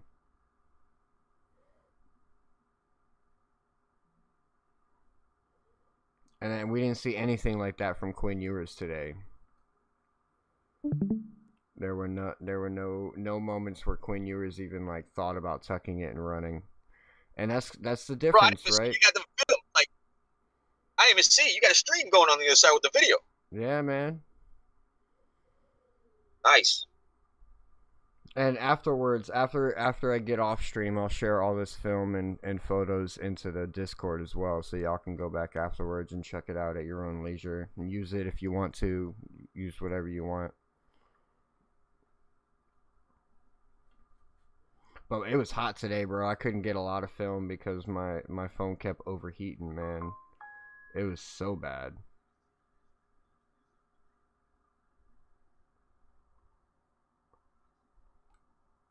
Yeah, that's that Florida heat. with the moisture in the air, humid. All right, so now we're getting into the film with the actual 11 on 11, so you can see we can start breaking it down, trying to look at the line, see who's doing their job, who's not doing their job. You see he's got a clean pocket right there. He's able to step up into that pocket and make the pass. It wasn't completed. It was incomplete. I didn't get it on film, but it was an incomplete pass. But the dude in front of me, his head was in my way. But he had a clean pocket to pass out of.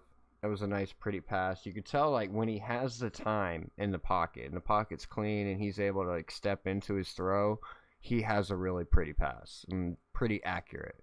It's when he's on the run and moving around, or I think throwing beyond 40 yards. That's where his talent or his accuracy starts to dwindle. But I think that happens with every quarterback, right? And it'll get better the more he does it.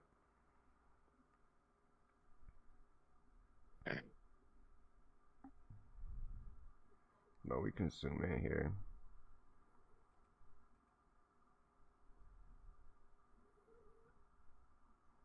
But yeah, where I'm sitting at, it's kind of hard to see what's going on with the line and who's actually doing what. You can only see this left side here. You got Paul right there. Looked like he did good, keeping that pocket clean. So this would be Proctor, right? And then I don't know what tight end this was that came around. 82.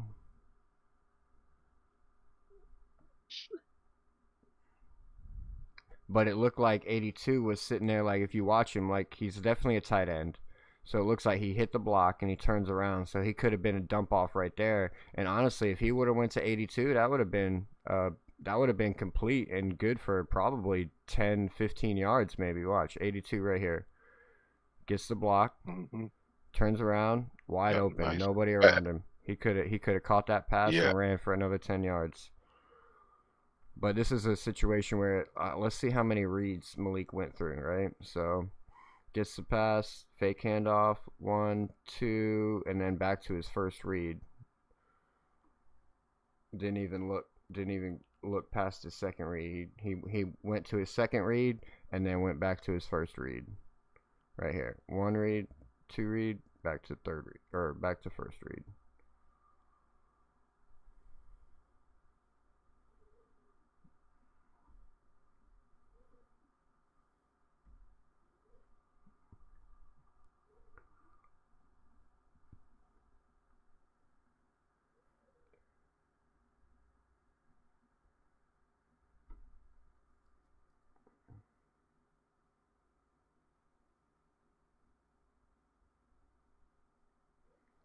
When it comes to the defense, Ghost, honestly, bro, I think this defense is a unified defense. From what I'm seeing good communication from everyone on the defense.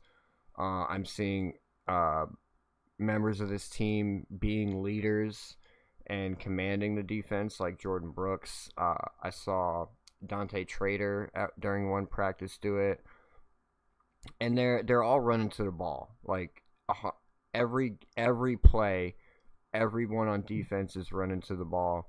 They're not just trying to bat these balls down. They kind of tip them up into the air, trying to create turnovers. And this is something that Jeff Hafley is expressing and stressing in their meetings and training camps and everything. And this is why I'm pretty confident that our defense is going to be the reason we win a lot of these games. And that's going to be because the defense is able to create turnovers, whether it be in positive or negative yardage, and by that I mean like maybe getting turnovers on the positive side of the field where the offense walks out there already in field goal range, right? So it's like literally all you guys got to do is you guys are already in field goal range. You can't get less than 3 points. Just try and score 7. Okay, you can't score 7. All right, we'll take the 3. But the defense got those 3 points, and what that's going to do is that, like, if we can keep opposing offenses off the field, we can control the clock with the run game and then sprinkle in some passes. We ain't got to rely on Malik Willis's passing too much, but then that puts us in that purgatory where Joe doesn't want us to be. Like, we need Malik Willis to exhibit the quarterback position. We need him to throw the ball. We need him to move on the run and maybe extend plays with his legs. Because if not, we don't know where we're going to be at. This isn't a rookie just survive year one kind of thing. This is a, prove you got it or make room for the next guy to have a shot. Yeah. So what I'm going to be looking for is like in those situations where the defense puts us in positive yardage is like, I don't want to settle for field goals. It's like, bro, like if the defense gave you the ball on the 37-yard line, the opponent's 37-yard line, Malik Willis, you better get us a touchdown. Like, there should be no reason you can't go march 37 yards and score a touchdown. Yeah, I've seen too many of that in too many seasons where we just we get the defense gets the ball back, gets it in a good position, and instead of putting it in the end zone, we kick in the field. Let me ask you this: have you guys seen, like, the majority of times that you've been out there? How's our penalty situation been? Have we been offsides a couple times, or have we been good on that category so far? Or I mean, it's been fairly clean. I've been out there for 3 practices, and I've seen 5 flags. But again, I'm also out there making new friends and networking and meeting with people and conversating. I don't see 100% of these practices. I do. I am out there just being, like a person. I'm hearing guys out there calling this guy, they're saying this guy Heck, bro. Heck is like the new Jesse Davis, bro. Like, is that true? He's been up and down. I've seen moments where he's gotten beat, but I've also seen moments where he's definitely held his ground. It's 50-50 with Charlie Heck. I think if we needed to replace Austin Jackson today, it probably would either be Salyer or Heck, though. Yeah, I heard comparisons to Bourne that we had last season. I was really low on Heck coming into training camp because he was with Bobby Slowick in Houston back in 2023, and I watched that film, and he was giving up a lot of pressures on C.J. Stroud. He was like the reason C.J. Stroud had to rush and rush out of the pocket so much, because Charlie Heck was getting bull rushed and just manhandled.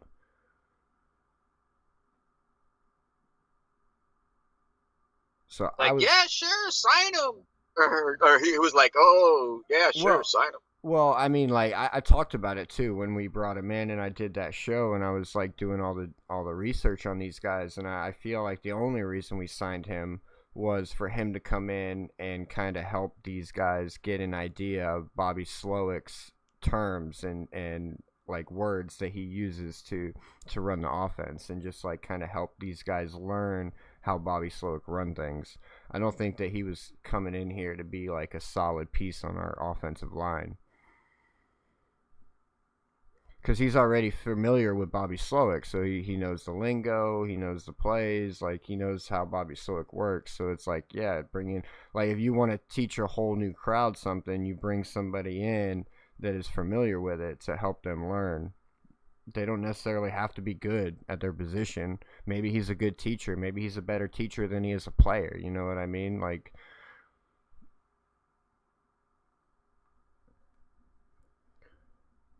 Yeah.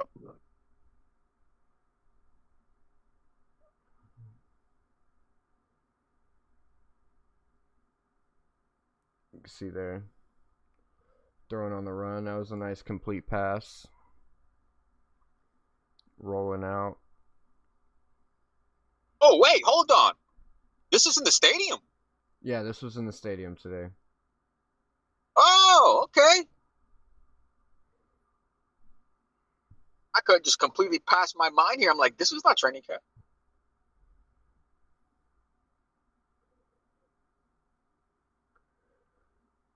On the run. First down. That was a good tackle. That was a good open field tackle right there. You see him take his legs out. It's the type of tackling we need, man.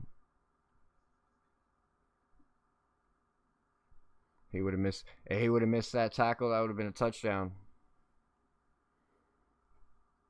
That's one of the areas that we improved in this offseason is open field tackling. I know all them Dolphin fans out there remember all them missed tackles we used to have. Guys would get it. Oh, we got linebackers, bro. Guys would get an extra 20 yards. Having good linebacking cores, bro. That's those are the guys that are gonna wrap up and take people down. This is my opinion. With this inside linebacker room we have right now, this is the best I've seen in years. Yes. Years. Yes. All right, so here We got starters and we got depth with rookies. Here we were doing the goal line drills. You could see our run defense today, I think, was doing really good. Like I said earlier, there was not a whole lot of big runs from any running backs except number 37. Fingers is taking over that position, bro. Like, as far as like depth. Say that again, Cap. Who? Biggers, and I think Phillips, for the most part, we know is going to be in there rotationally. But I heard, like right now, we're 4 deep right now with Grant. That's pretty good. Yeah, that was another note. That was another note that I wrote down that I feel like we're pretty deep at our D line. Like our D line, even second string and third string, we're doing really good against the run, and doing really good at getting in the backfield and pressuring the quarterback.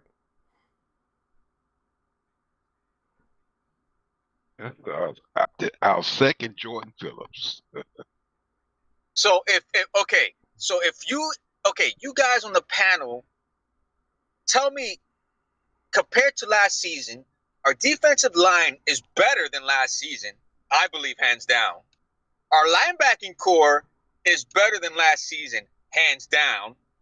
Our secondary is suspect for the most part, but I'm willing to compromise to have 2 positions that were weak more stronger. So my thing is, this wasn't really, if you think about it, at the end of the day, I know we can say it's a rebuild, but as far as roster depth, is it better or is it worse as far as defense and offensive line? I would say we're better. So if everything is better, so if you're saying everything is better, I'm thinking everything is better. How can we go backwards? There's only is the quarterback played better? We don't know yet. But if that, how can we be going backwards as far as like expectations? I think a lot of that. You get what I'm saying? A lot of that has to do with so much turnover, right? And a lot of that is just facade, right? It's a 43 one-year deals. No one expects a team that looks like that to be any kind of good or produce any type of winning football. New GM, new coach, 60% roster turnover, 180 million dead cap. It's all numbers that is scaring everybody away from the Miami Dolphins. None of them that are actually like most of the people that are saying the Miami Dolphins are going to suck this year aren't actually watching the Miami Dolphins. They're looking at the numbers and the facts that are thrown at them, and they're just saying, oh, there's no way that they can win having 43 one-year contracts, $180 million in dead cap, a new coach, a new GM, like blah, blah, blah, blah, blah. There's no way that you can go through all that and win games. It's like they're not actually looking at what's going on. They're not paying attention to the behind-the-scenes details that we've been talking about all offseason about how Jeff Hafley and Sully are going to build a culture in this locker room that is a winning mentality. And you got a winning mentality, and if everybody's on the same page, like you heard Malik Willis say it. Hold on, I'm going to play the clip for YouTube right here. You heard Malik Willis say it. Those that had big names didn't have big names, or they didn't have big names before they got their big names, or some shit. Hold on. We all play football at a high level where we want to be in the NFL. Every team has good players. It's just putting them in position to be successful. And all the guys that have big names at one point didn't have a big name, and I think that's how it goes. You just got to prove it, and that's where we're at right now. Perform way above expectation. That's what we're seeing with the Don Shula era, because Don Shula. In all due respect to the report card, I want to win. One of the seasons, so did not have they can grade me whatever they want. I want to win, and I want to do it the right way. He had players. That's the report card, right? So how we do it, how we build the foundation, how hard we play, how physical we play, how we grow throughout the way, how we develop these players, finding small victories and little things, like those are the report cards, right? And there's going to be some hard conversations with some guys that, we're not going to be able to keep everybody. There's going to be some guys that beat some people out, and I'm going to be honest with them, and not everybody's going to like what I say, and I'm not going to sugarcoat stuff. I'm going to tell them the truth, and there's going to be some people that might not grade me high because of, that's just, I don't care. I want to do it the right way and build this thing the right way so we can win. And that's what I care about. Trajectory. He wasn't like your superstar wide receiver. You're not relying on him.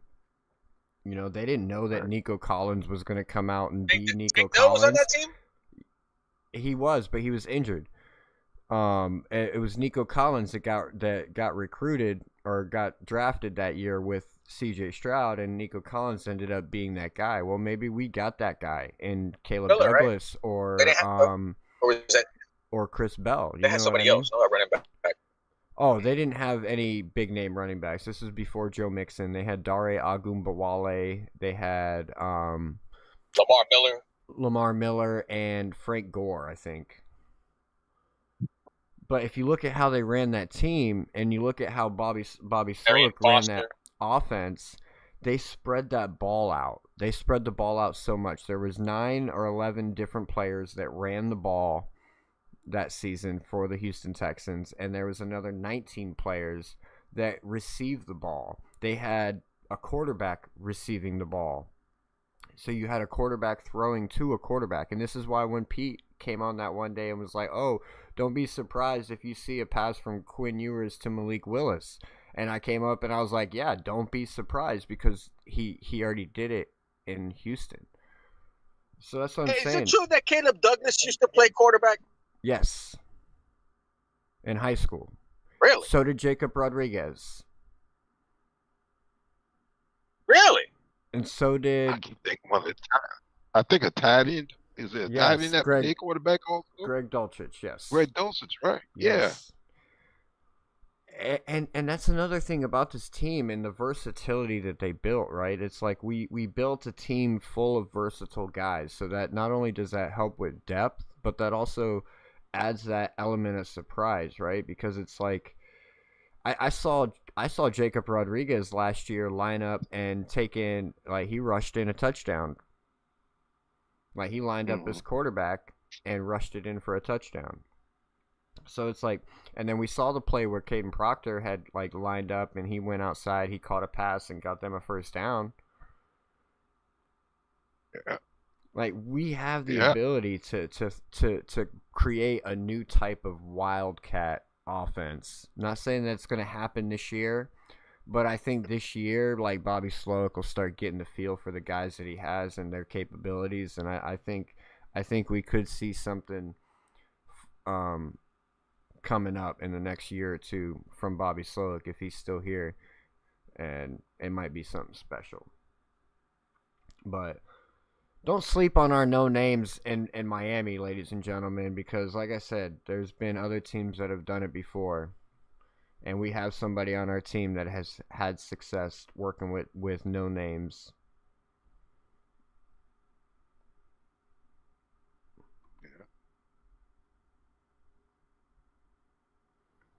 Make sure y'all smash that like and subscribe, everybody. Thanks for joining in.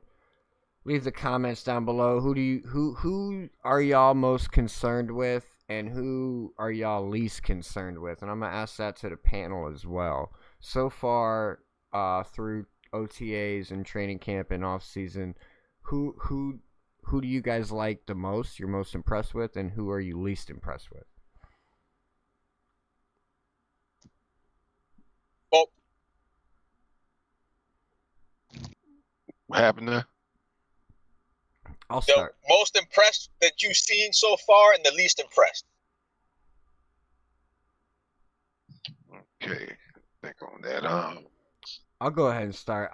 For me, I'm the. I'll give y'all time to think about it. For me, I'm the most impressed with Malik Washington. He's showing me that he can come out here and he can be a reliable weapon for this offense, not just in the passing game, but also in the running game and with whatever quarterback they want to throw him out there with. I'm the least impressed with Quinn Ewers because I haven't seen any kind of progression out of him at all. It's just been kind of a plateau for me. He's not getting better. He's not getting worse, but he's also not getting better. So it's kind of just like, it seems to me like he's reached his ceiling and we're not going to see much more out of him.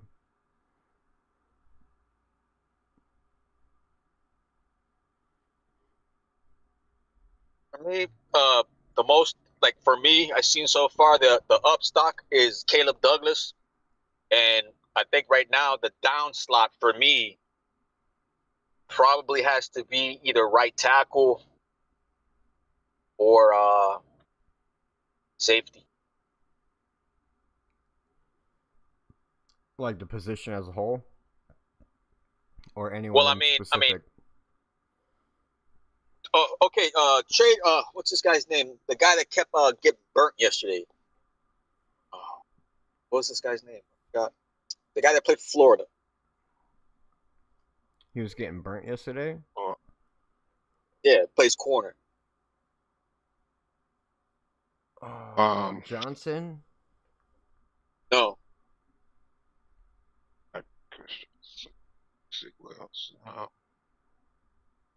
What position does Trader Junior? Trader plays safety. Yeah. I want to make sure I got the right guy, brother. The play that freaking Caleb caught over him, and then there was another play after that. You can see on this play here, this was kind of a high snap. Not a run, didn't really get nowhere. A little bit of a high snap, so it resulted in a late handoff.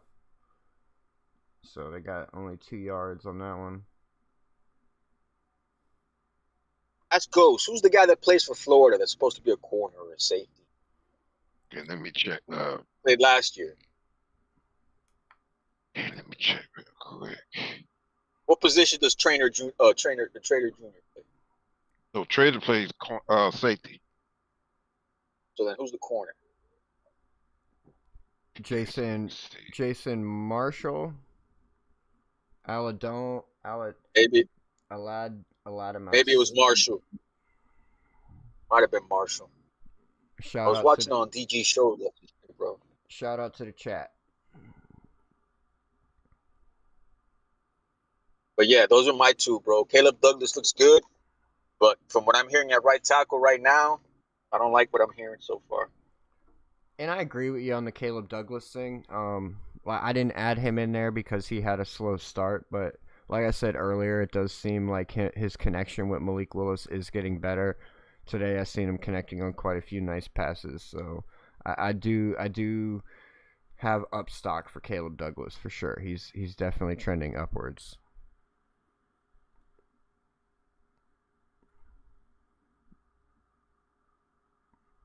Well, with me, my down would be Austin. My up is what I'm hearing about Ollie Gordon. Like what? They're gonna use him just like they're gonna use Washington. Like what specifically? The thing, okay, from what I'm hearing with Ollie Gordon, they've been using him as a blocking, also they've been feeding him the ball and what have you, and they say making some good runs. That I mean, nothing to be really excited about, but you're hearing his name. Yeah, I mean his name. I'm hearing Jalen Wright sprinkled in here and there too, but let's be honest. Are you expecting big things from Jalen Wright? No. Well, I'm not. Here's the thing. Here's the thing about Jalen Wright. Jalen Wright has competition because there's guys name I'm starting to hear also is Carlos Washington Jr. Yes. I believe his 37. name That's 37, right, Mr. Polk? Let me check. I got his name. Yeah, that's 37. 37, yeah. 37, bro. The way he runs that football, he looks like, just imagine Pacheco running the ball. Like, that's how he looks when he runs that football. He looks like he runs bigger than he looks, for sure. Like, and he's had some big runs. He had the biggest runs of today. But granted, he's also working with the second and third string, too. So he's working against the second and third string defense. But I think that he's making a case to fight for some of those backup running back snaps. Jalen Wright, he's had some flashes, but in my opinion, he's still the same guy we had last year, not a guy that we're going to be able to rely on.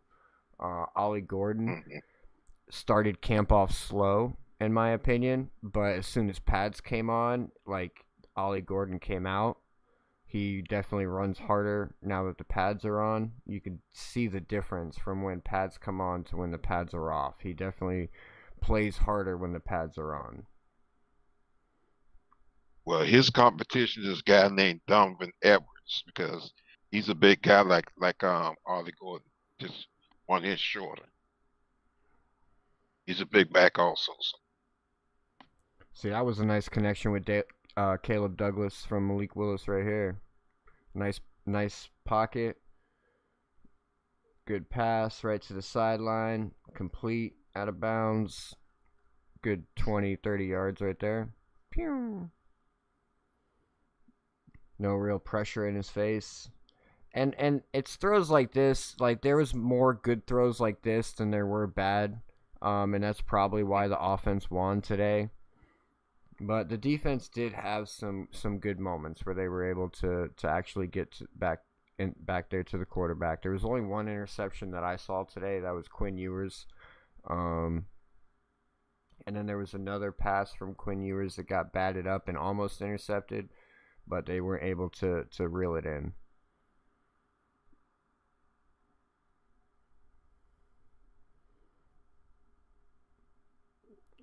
That's the last of the film right there.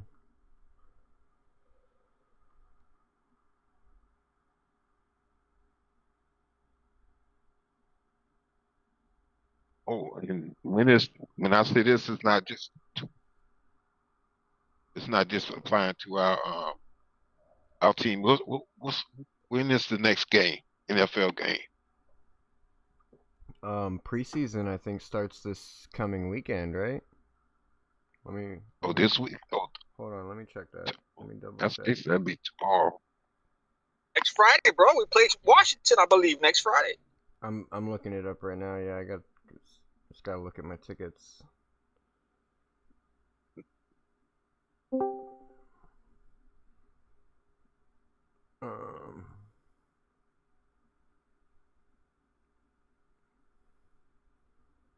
I got the 22nd for the Giants. Hold on. So yeah.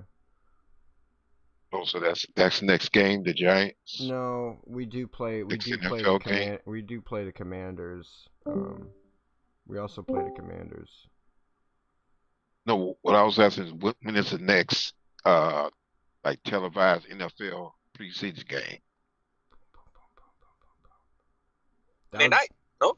That would be our week one preseason game. Oh, okay. Against the Commanders. So if they air it, I don't know if they're gonna air it. We'll see if they air it. Sometimes they don't. But I think Mr. Polk's right. I think Thursday we get like football too. From what? We get football all this week coming up. Like football, I think football is gonna be broadcasted I think Thursday night football. Isn't Monday night football going to do like all these like preseason stuff? Like, isn't preseason already here? Like, that's the kickoff, right? Well, I mean, technically, Hall of Fame game was a preseason game, right? So that was technically the first one. Can you guys hear me? Yeah. Yeah, we can. I can hear you. Okay, good. I had a. There was some kind of fire in the building, so all the alarms went off. Oh no. Oh. Yeah, it was in the elevator shaft. There was something was like smoking. Somebody pulled the Sheldon. You sure it wasn't Cheech and Chong out there smoking? Well, I did see one of my neighbors looking really sketchy and wanting to get out there with his girlfriend pretty quickly.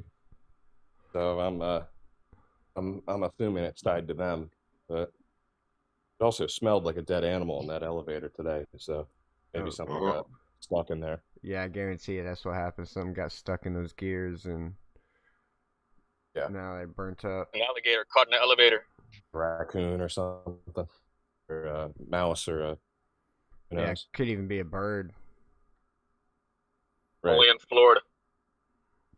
Yeah, that's real. That was loud, though. I'm glad to know the alarms are that loud. Wake you up, huh? Yeah, exactly. As long as they don't tell you get out. Can't come back for another hour or two until the investigation is done. Like, oh. I went outside. I looked at it, smelled. I didn't smell anything, didn't see anything, so I just went back inside. So next week's practice. Next week's practice is a joint practice. It is going to be with the Washington Commanders, but it's in Washington, so obviously none of us South Floridians are going to be able to get there unless we're with the media. When is it?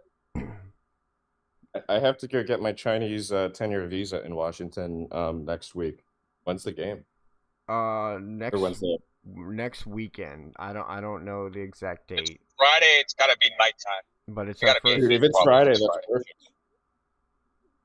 So we're gonna go Friday morning. Yeah. All right. So you're gonna go to practice and you're gonna get us our filmed. Boots to the ground, bro. Yeah, you're gonna be our boots on the ground. Maybe. Yeah. I don't know how far that. Go there with a trench. Hey, he's gonna be like Inspector Gadget with a trench coat. If it's like an hour out of the way, I'm not going. That's a good one. Oh, Phins Fendora. It all depends on where they practice, because I'm not taking like an hour-long Uber to get there and hour-long back. It'll probably be free, no? I mean, open to the public type of deal, no? Probably. I mean, ours is. Anyone can show up and go. Slide right in there, man. The only day you need ticket for is member day. Is that where they give you stuff? I mean, they've been giving us all the gear. They've been giving us stuff every day we go. Like today, we got a Jordan Brooks card, an exclusive. Isn't there a day you can go and you can fill a bag with merch? Bro, the best thing they ever gave us was the glasses, the white sunglasses with the old Dolphin logo on it. That was the best thing I've ever got. I still got them. They're like yellow though. Like, you don't know what I'm talking about? There's like a special day where you go and you get a bag and you fill it with merch. Yeah, that's what I'm talking about. They give you that, glasses. They give you like a whole bunch of bumper stickers, a T-shirt. Yeah, how do you get into that? Do you have to be something? Or do you just wait in line? I mean, if it was anything, it would be Member Day, which would be Tuesday, August 18th, and you gotta either be a member that's RSVP'd or get with a member. So if you want to go, Joe, just let me know. I got 6 tickets. What I haven't. Hey, you know what I'm talking about? Heard this year, bro. The garage sale or whatever. Yeah, it's the garage. Yeah, that's sale. Batman. You gotta talk to Batman. Who? Batman can get you anything over there, bro. But what Joe talking about, they used to do that when they were playing in the helmet. What were you saying, Mr. Paul? No, when the Dolphins used to play in the Orange Bowl before they got the stadium, man, they used to hand out all kind of free stuff. Yeah, I thought there was a day you go and I think you pay something and you have like a big ass bag and you can like fill it. That's what I'm telling you. Yeah, we went there. Hey, they had it one time during the draft. And then they had another one like during the preseason, like during the beginning of the season, like they do a flea market day. They give out like you can buy like used jerseys, used helmets, like pretty much anything that they have over there, bro. Like, I don't know if they're still doing it, but no, they do the garage sale, but they don't give out anything. I haven't seen them give out anything in a while. Like other than small stuff. Is that what that is though? The garage sale? I remember someone was explaining it. It might have been But Shake. you buy stuff. You pay for stuff. It's a garage sale. You can get cool stuff, but you're paying for it. You're buying it. It's not for free. What someone was describing to me was like you basically pay for like this big ass bag, and then you can go like fill that bag with merch from all different tables and stuff. Maybe I'm thinking of something else. Maybe that's how it works. I've never personally gone through the garage sale because the line is always long, and I'm thinking that like if I take my wife through that garage sale, I'm gonna be spending my whole rent paycheck. You know what I mean? Like, I'm gonna walk out of there broke. So I'm like, we're just gonna stay away from that. But if that's the case, where it's like you just pay like $100 to fill a bag full of stuff, like shit. That's what I thought it was. I remember. Yeah, it's all used. It's like it's like field equipment. Yeah, it's like field equipment and stuff. Like you can get helmets and like sleeves. You can get a jersey for like $2.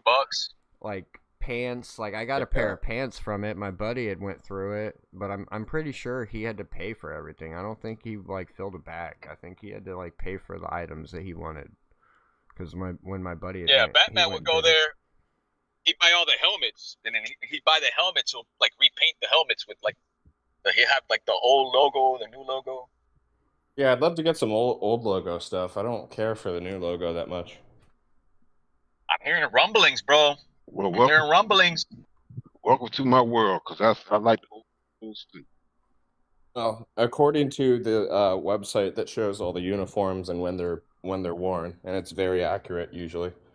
We're going to be wearing throwbacks against the Bears. Yep. Also, I'm also hearing that maybe another year or two we'll have to deal with this, and it's probably going to be up for like a redesign, a vote for a new. Yeah. Yeah, that would be nice. New regime. The ownership hopefully starting to shift. I'd like to see a new Dolphins. Maybe even a new sponsor to the stadium, but I don't think that's going away for a long time. What they need to do, if they really want the fan base to be like all on board, you do a freaking poll. You do your top 5 logos out there that people want to contribute to being, selected. Or you can even do top 10 if you want. Everybody's going to want to do it. Yeah, but that ruins the surprise and the reveal, and I think they love to have that. Like and subscribe anyways. Man, at this point, we need to have something that we all want. Like the surprise stuff is going to be like surprise, like Yeah, but you're assuming the general public can make a good decision on design, and I'm just a little bit scared of that.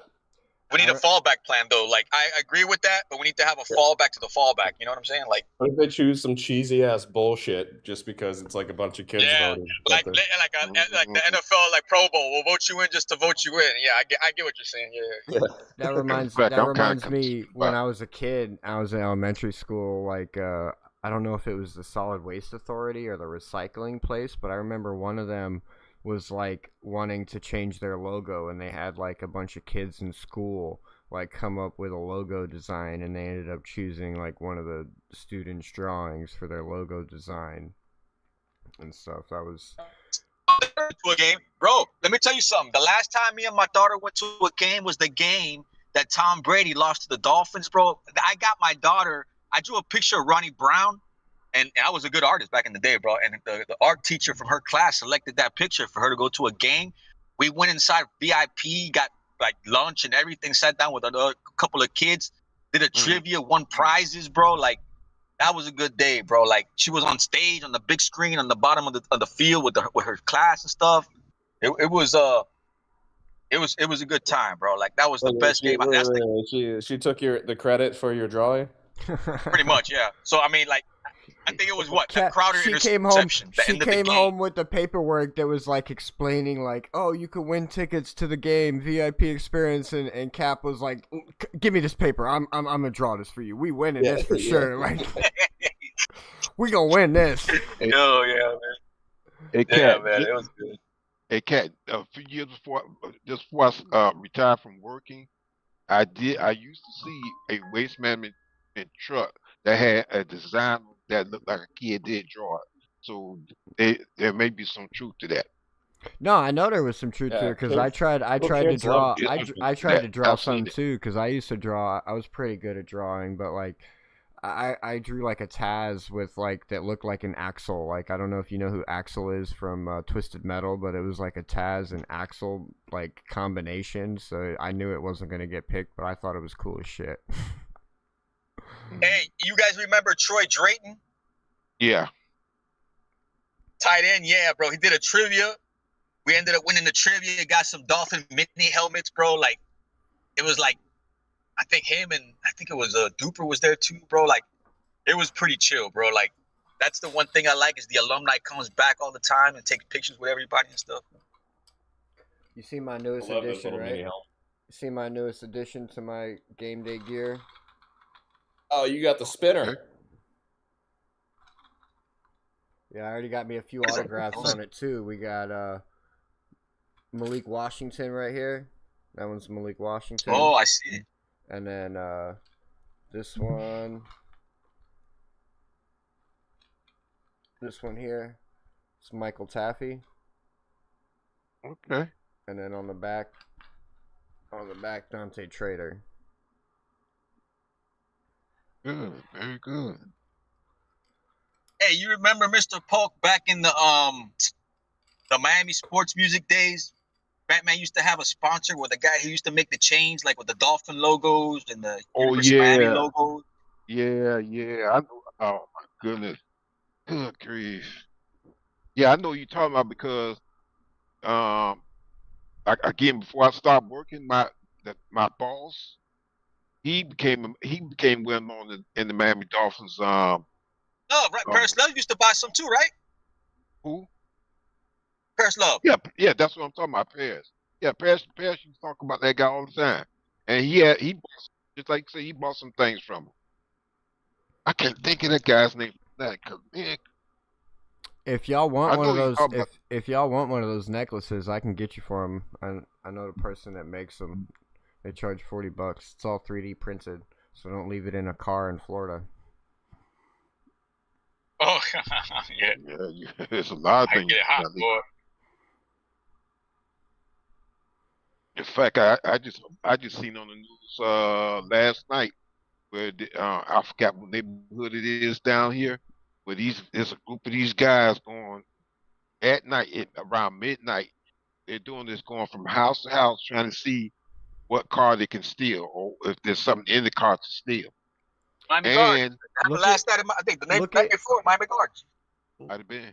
Look at how comfortable he looks back there. I'm not gonna lie. Like the pocket is closes in around on him on this one, and you can see kind of like he's in the end zone, and he kind of like steps up into the pocket to deliver this pass. Like it honestly, it's pretty impressive. Like that he feels that comfortable in that pocket, being in the end zone like that. So you're saying that the Proctor pick was a good pick? I mean, you see that he's holding up his block right there. You can see him. You'll see him right here. I think he can be Proctor. Watch him right here. Proctor. Hold his block. Kept the pocket clean. Bro, I seen a clip that DG had yesterday. I seen Proctor was giving it to KG, bro. Like he was holding his own with Savanea too. Yo, DG had some good looking film yesterday. Like I don't know what he was. Good film, I don't know what he was like recording with, but it was crystal clear, man. It was nice and clear.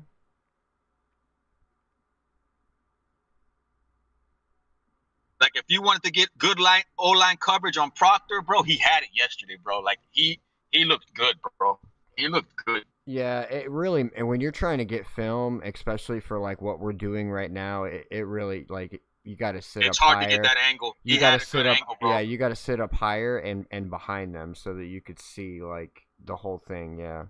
Bro, wherever he was, I was networking. He had good angle. I was networking today, and it was all about hanging out and having a good time. I met a guy. I met a guy at the training camp a couple camps ago. He's a rapper and shit, and he knows some people. He does like tailgates and shit. So I've been networking with him. meeting some of his people. So today it was kind of just like I was there watching it and I was getting some film, but it was more so hanging out and kind of just like getting to know more people to build my circle. Yeah, bro. Kind of like the old solo D days when we used to all just hang out and just make music, talk football. Oh, he went to Malik Washington on that play too for a first down.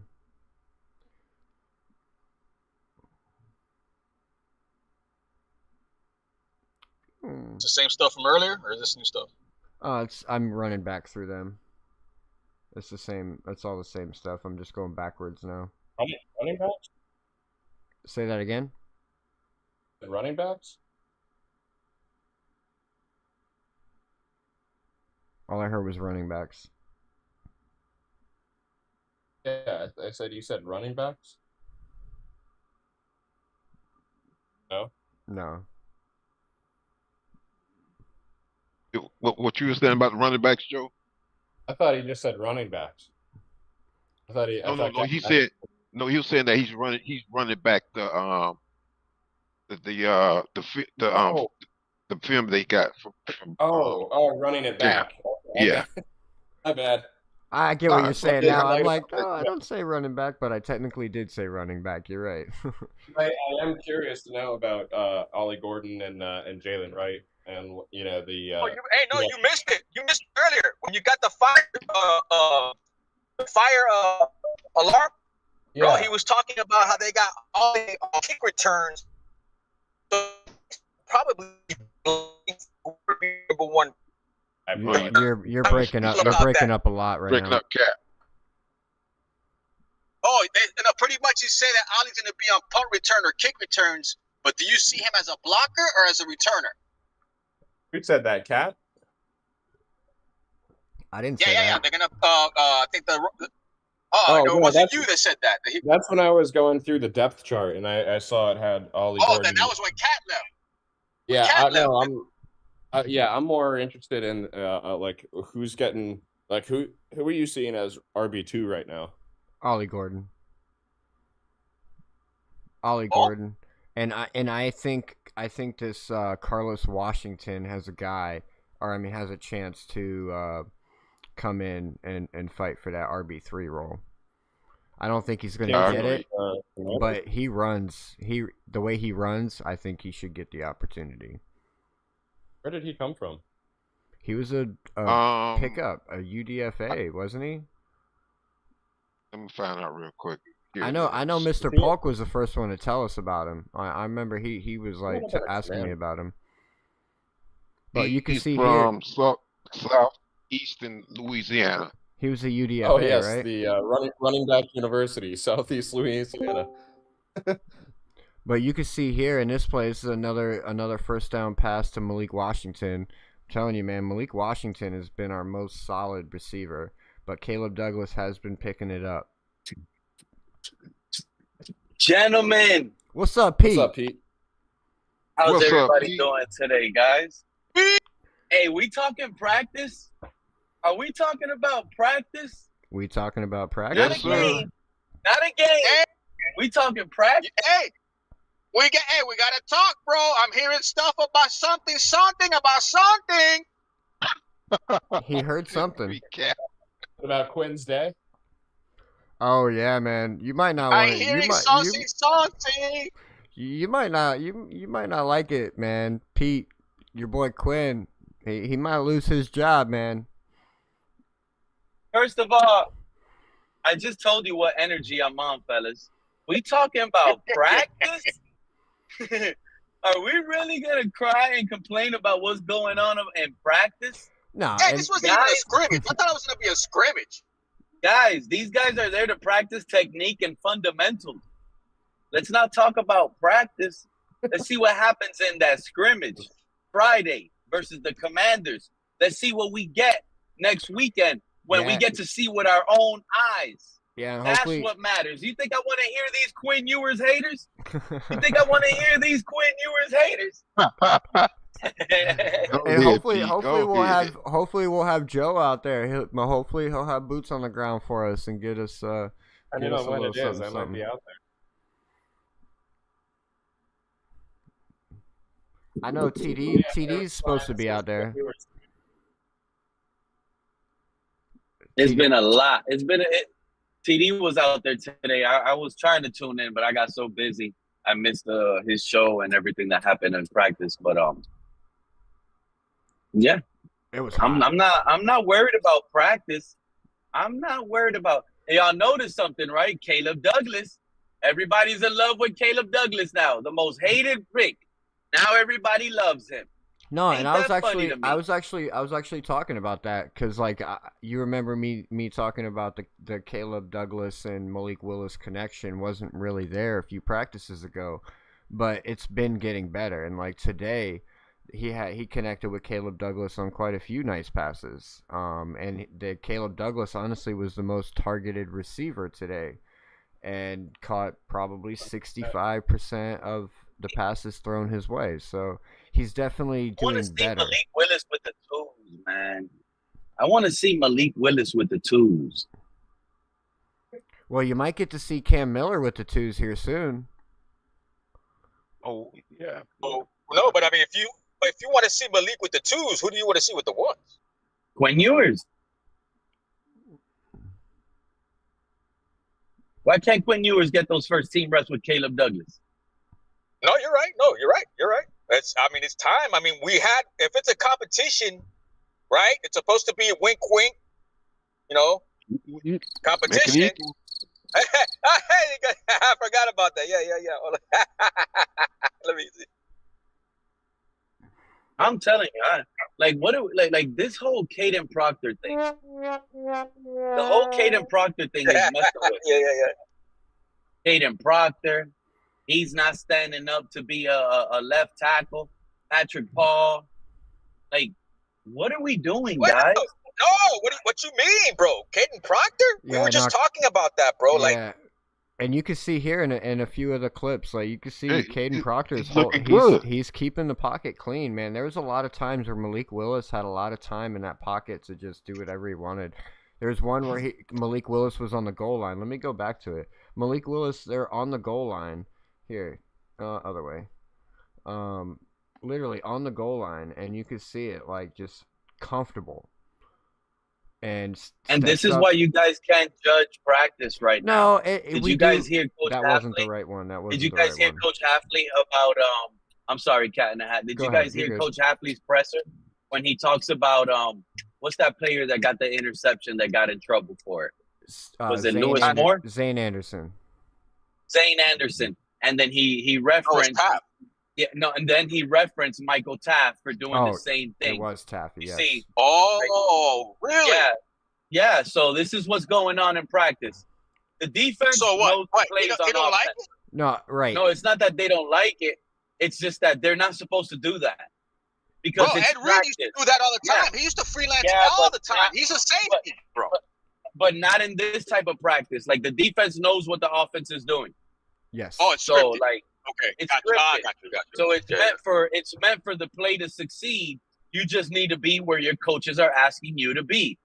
So when the safeties get greedy and they know the play and they want to jump and make a play, next thing you know, they get in trouble for an interception.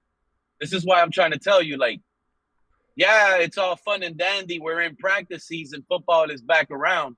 But are we really going to judge this roster and the talent that we have based on practice results when they're trying to practice something to get results?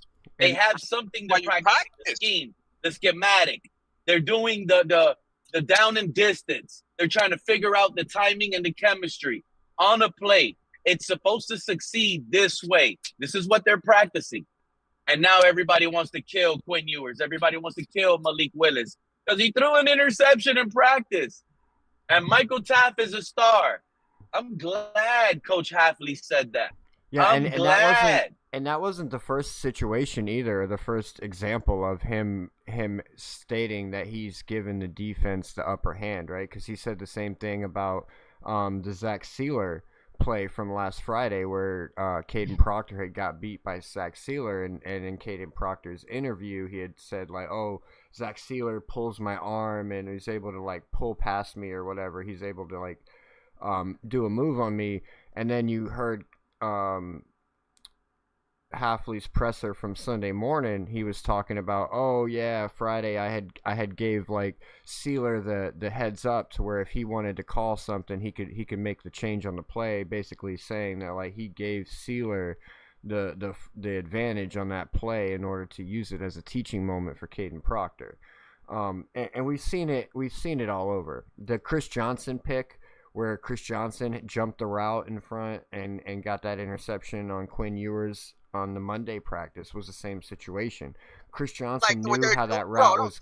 Chris Johnson knew where he was supposed to go. Jeff Hafley tipped him off. He knew where he was supposed to go. Practice. That's but it's great, right? No, what you're doing, bro. But at the same time, we got to look at it through Jeff Hafley's lens, right? So Jeff Hafley's looking at this situation like, okay, I'm going to give Chris Johnson the advantage. He knows where he needs to go. This is Quinn Ewers' first read. Take the advantage, yeah. Now it's up to Quinn Ewers to see that Chris Johnson is going to jump that route and possibly go somewhere else. So it's like at the same time, yes, it's being scripted in order for the defense to look better in those situations. But at the same time, like that means to me should have Ewers maybe gone to his second read. That means to me that the coach. That means that the coach, for me, and that's not a shot at the coach. That's a compliment to the coach, that he's knowing these players' efficiencies and disefficiencies, whatever. Yeah, you know good point. Yeah, he knows their strength and weaknesses. Cap. Good point. And I said it like this the other day. Which one is it? This guy is. But he's teaching. But it's teaching points. This is what practice is and you know what's even better about it, Pete? He's creating teachable moments in real time, like on the fly. Exactly. Those 11 on 11s today, running like game script scenarios. It's right before halftime. This is 3rd and 3. We're not gonna run the ball. We still have to pass it. Like those type of made up scenarios that you make up in a session. Yeah. That's important, putting those players into the thing. When I was listening to TD Phins talk earlier, he was I was at the part where he was mentioning Quinn Ewers and how Quinn Ewers was getting frustrated at some point because something wasn't working out right. So that was good to hear that he's putting the pressure on the players. And now, mind you, it's one of the first practices these guys go off script where the offense gets to call the play. The offensive coordinator needs to call his play. The defensive coordinator needs to call his play and adjust on the fly. So it's now just waking up to real practice. Literally. It's just waking up to real practice right now. Everything else was like a warm-up to now. I'll be right back, guys. Y'all cook for a minute. So what y'all been hearing? What y'all like? You got film in the background if you want to check it out, Pete. I don't know if you're watching it or not. Where is it? I don't see it. You gotta press live stream. You see all the boxes? The one that says live stream. I just found that out today. So you can talk to us and watch the box at the same time. See it? Got it, Pete? You can hear me? Yeah, we can still hear you. Oh, it changed. You see the panel? I can't do that. You can see all 6 of us. You can see our logos, our avatars. No. Don't worry. What you guys liked about it?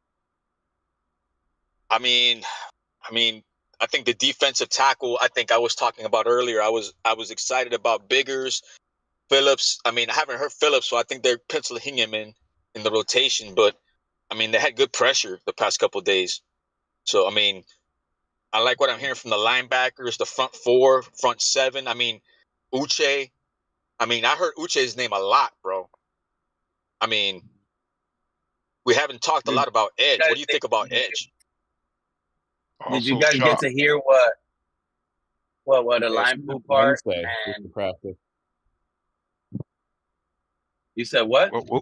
The joint practice, I'm looking it up. It says Wednesday, August 12th in Ashburn, Virginia. So I won't be there. I thought it was on Friday. Oh, it's neutral field. It's not going to be. It's in the training facility in Ashburn. So that's not, even if it was the same day, that's not close enough to me to want to go there when I'm in DC for a day. So the joint practice is on Friday and the game is on Friday.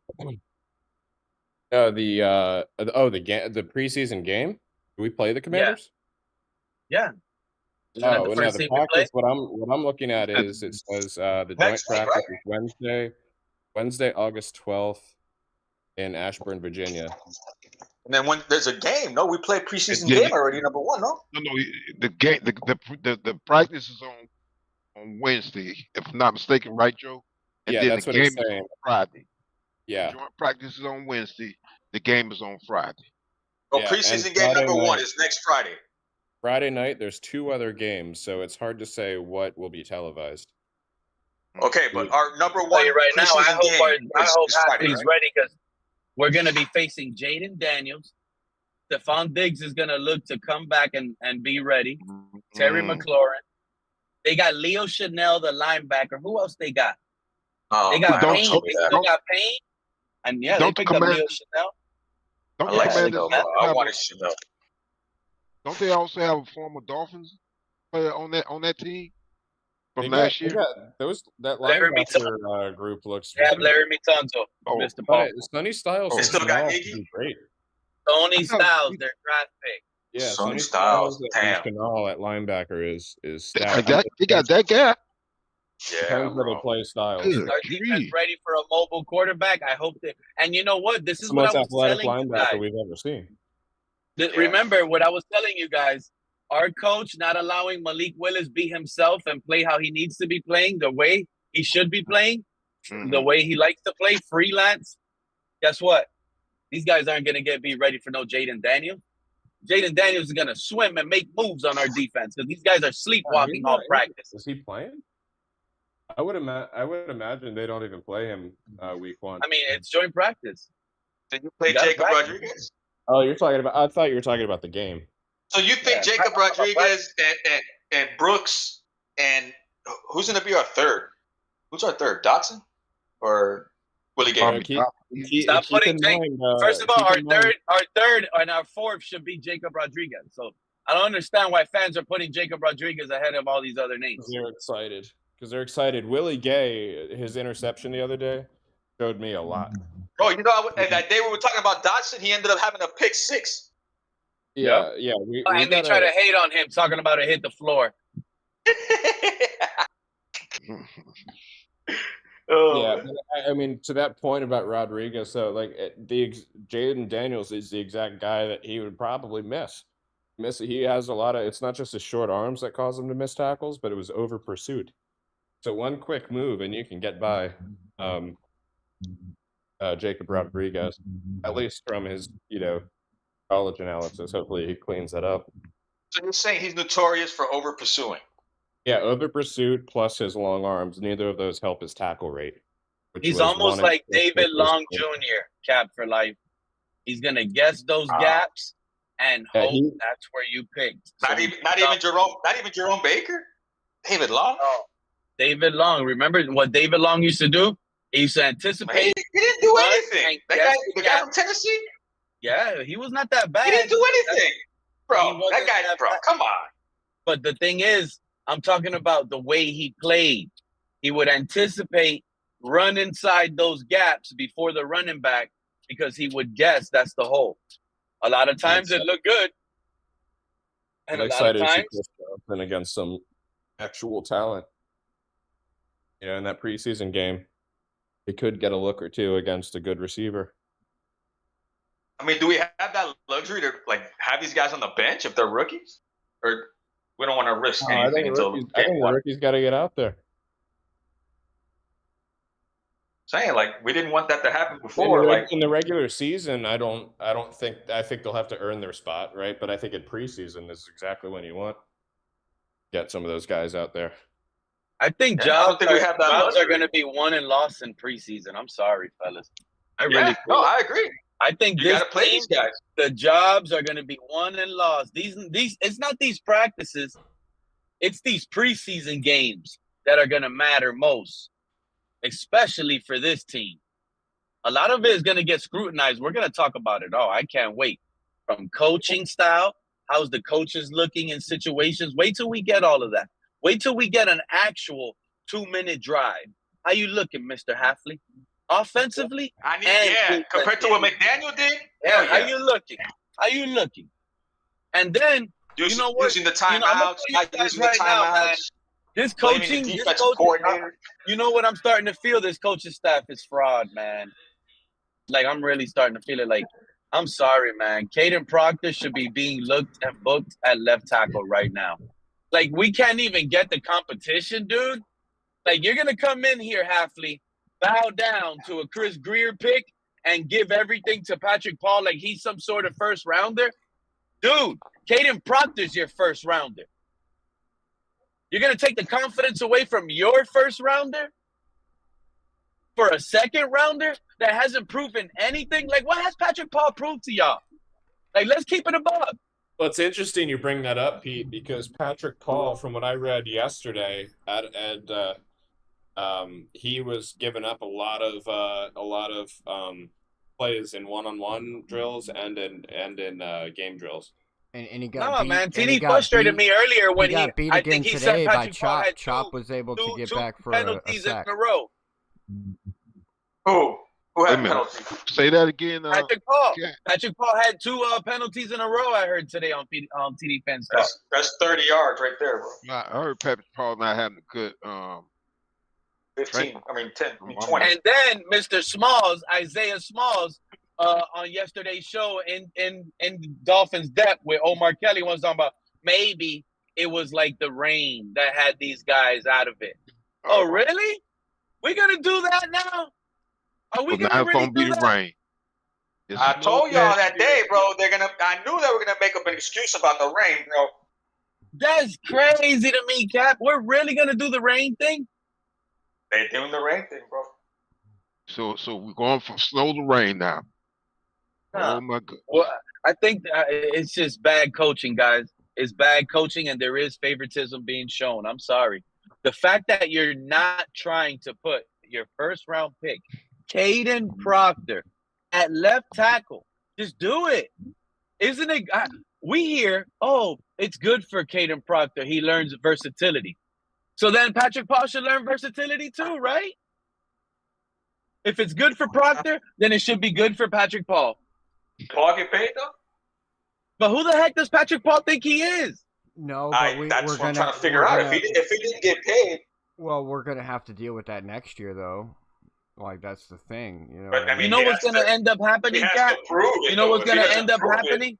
In about 2 years, Caden Proctor's gonna get out of that whole scenario where he's not a rookie and he knows the game already, and he's gonna be like, from day one, I should have just came in and just set my tone with this new regime. Like, it's a new head coach. It's a new GM. It's a new president. Push him. Push that button a little bit, Caden Proctor. Get out of that rookie fog, bro.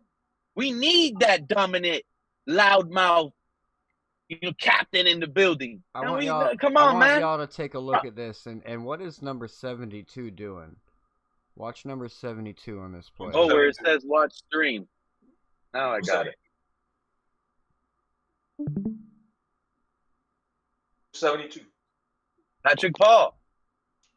Look at him. I thought that was Armstead's number. Let me see what it's 72. Didn't Armstead used to be 72? Yeah. What? So 72 is Patrick Paul's not 72. So it's gotta live. I say this name. So he's that new guy that we brought in. Yaze. Look at him. He looks lost out there, yo. Wow. Yeah, he's 1 year out. He's 1 year out of Maryland. Gotta live. Oh man, I just can't say that name. It's Yaze. That's the best way I can say it. You know what's funny about these 2 years, right? And I told y'all this was gonna happen. I told y'all. They're hating on this practice because they don't like the way things are flowing somehow, some way. But think about how the last 5 off seasons of practices have been. All we heard was how great practice was going. But how did the season end, fellas? How did the season end, fellas? Last 5 off seasons with great off-season practices under Tua. Don't even get me started, bro. Like Atlanta right now. Hey, I'm talking to these Atlanta people on these podcasts, bro, and they don't even know what's going on at camp. They have no They're idea. saying that Atlanta ain't doing crap in camp, bro. He threw one little tech down B-John. They got a 70 yards. They're making it seem like it's all Tua. They have no Come on, idea. bro. I keep Tua telling ain't them. starting over I there. keep telling them wait until the pressure comes and you watch Tua just sit down, bro. You're gonna freaking pull your hair want out. Penix. They want Penix. And wait until the pressure comes when the season is on the line. And Jeff Hafley picked out his 53, and he knows the guys that are ready to go. I'm telling you guys right now, man, this 53 might be the biggest shakeup and most randomized thing.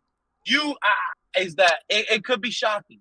Hey, it could be complete. This guy might turn around and cut Chop Robinson. He might trade him for a 4th-round pick. We don't know. Something shocking is going to happen. Don't forget, we just tried to call for Stephon Diggs. But this regime, they're going to make some splash move that's not going to hurt us cap-wise. I am going to give you something you okay positive, with Uche? I'll give you an example, Cap for life. Pay attention to a name that I'm hearing in the back doors that could be a trade, and it's a position of need of us. Wide receiver. Mitchell Tinsley from the Cincinnati Bengals. Keenan Allen. Mitchell Tinsley from the Cincinnati Bengals. Keenan Allen should be the only receiver we're trying to go out there and get. Because if you look at this wide receiver room, if you look at this wide receiver room, it's the only room that doesn't have a veteran in it, right? This wide receiver room. Keenan Allen should be the only receiver we're out there trying to bring in. Last month, remember? We were asking about, like, if we had last free agents available, would you wait till after preseason to go after the wave? Or I'm telling you right now, Keenan Allen is going to look at his phone. If it says 305, 786, well, see, that's the thing. 561, I'm sure he's Sully. not answering. I'm sure Sully still You has. could even include I'm sure 754 in Sully. there too. I'm sure He ain't Sully answering. still has a Green Bay area code, bro. Good point. He might be, but he'll just get hung up on him and get frustrated himself. He'll be like, hey, what's up, Keenan? It's JES, bro. Hey, Pete, it's funny if you said that with those area codes calling, but then the name would say scam. Scam likely. Yeah. Miami possibly Miami Dolphins. Scam but likely. No, seriously, but that's where I stand though. That's where I stand though, as far as like if we're gonna bring in another wide receiver into this room, it needs to be a veteran wide receiver, and the only one left out there is Keenan Allen, and honestly, he's the best one out of the ones that were available, in my opinion. I don't want to see no oldies, bro. Next to Mike Evans. That's the old regime, bro. Stop with the old regime. No, bringing that's in an not the old old regime. This is this regime. Bringing in an think old. about it. Think about it, Pete. Hogan. Look at all the rest of the rooms. Look at all the rest of the rooms and how they built this team. Does every room not have a veteran in it? Every room besides the wide receivers, do they not have a veteran? I mean, I guess quarterbacks. You can say quarterbacks don't have a veteran. Jalen Tolbert is a veteran. Jalen Tolbert is a veteran. I mean, I guess, but I don't look at him as like a guy. Tutu I don't Atwell look is a at veteran. him. I don't look at. They weren't leaders. They were never leaders on their team. Malik Washington is a veteran. He's in his 3rd year? No, he's not a veteran. 3rd-year veteran. No. I mean, a veteran on this team, yes, but as far as in the league, no. I think you got to have at least. I think you got to have at least 6 years minimum to be considered a league veteran. We got veterans across the board. That's what I'm saying, but not in our wide receiver room. A veteran of riding the bench, injured. I'm so excited for this season, guys. We played 2 years worth of football. Hello. I'm telling you right now. Hey. Did you guys hear that halfway pressure? Does it sound like some guys aren't bought in? Did y'all? You know what part I'm talking about, right? It's almost like that. I forgot how. Yeah, Hafley was. Yeah, he got pressed on something, and Hafley was like, "Yeah, they won't be around like if they're not bought in or something like that." Recently, Oh yeah, I heard that a couple days ago. Yeah, if they don't buy in, then and it's funny, right? What were we just talking about a couple live streams ago about Austin Jackson not being bought in? We just had this discussion. And now the coach is getting pressed about some players not being bought in. That's not good. You thinking these guys ain't listening. And it's the complaint that goes in the building that matters. They just address it. I tell you what, if that's going on in the locker room, that's not good. That's what we've been trying to get away from. I'll be back, guys. I gotta go grab some food. There's a lot of oh, these guys are all football. They're all this, they're all that. How come I see them all taking photos, doing mic'd up moments, playing around? Like, did you guys see the opening presser? Cat, did you see the presser where they make fun of Nick Hicks from Performance? Did you guys catch that? What was this? Someone in the media team pretty much kind of like, they laughed and made fun of Nick Hicks from Performance. I haven't seen that. I mean, I believe I want to say, yeah, it's as soon as you press play, the first couple seconds, they're talking. I don't even think they realized they were live. Who's that? So sorry, my wife. They opened it up. They opened it up, and the journalist was, I want to say it was Joe Shad. He said, "Oh, I had a massage yesterday or whatever, and the masseuse put my leg too far back and bent my knee, and now he feels like his knee is hurting, like messed up." And Halfley was like, "What?" And then the same guy goes, "Yeah, you think I should call Performance for training or something?" Wow. And it was like, and all of the reporters started laughing, bro, like an inside joke. They know something, yeah. You know what I'm saying? They threw a shot right there. Damn. Did y'all hear when he was commenting about how his mom had like listened to the pressers and complained about not being able to hear the questions? I so gave like Mama Halfley a big shout out. The next couple interviews, like you can hear the reporters. And that's been a serious problem. It's like super hard to hear their questions, and you're kind of guessing at what the question was based on the answer.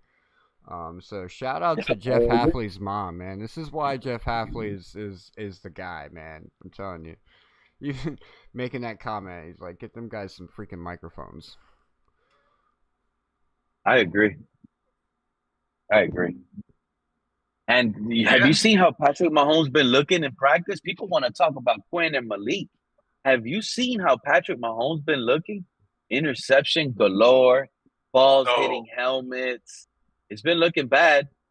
I seen they got Justin Fields out there. I'm about to say a 3-0 start. It's inevitable because we're gonna be writing that 2-0 start from 2 road wins. Look at this. Malik is gonna look hot. Look at this. Quinn Ewers might look hot.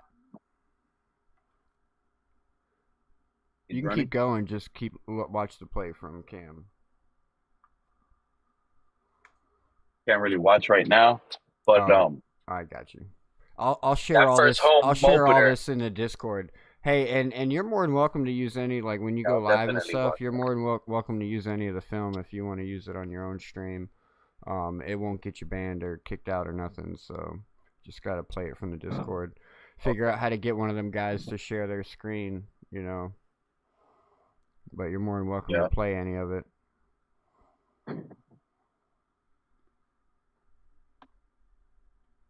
Appreciate that. But what I was talking about Quinn Ewers earlier, like I was kind of gauging like how I explained like all three of the quarterbacks.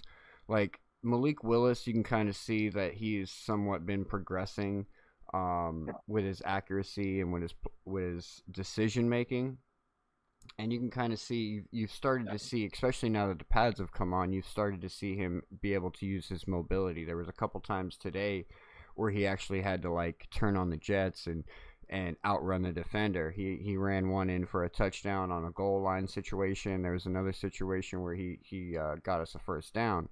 I think it was like a 3rd and 6 or something. I don't know the exact yardage the situation was. Oh, he didn't want to hear any negative about Quinn Ewers, huh? He's like negative. Negative. It's positive hour. I'm gonna eject myself.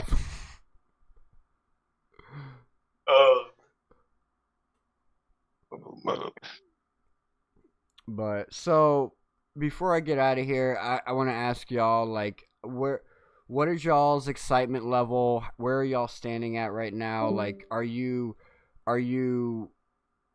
like comparative to before we started training camp to now? Like, how are you feeling about the season? Is it still standing the same? Has it changed any? Because I know like both of you, Mr. Polk and Joe, both of y'all were kind of low on the team going into the season. I know y'all probably sitting around 4 wins is your comfortable area.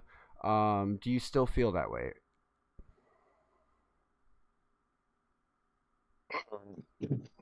With me, I'm still at 5 wins right now until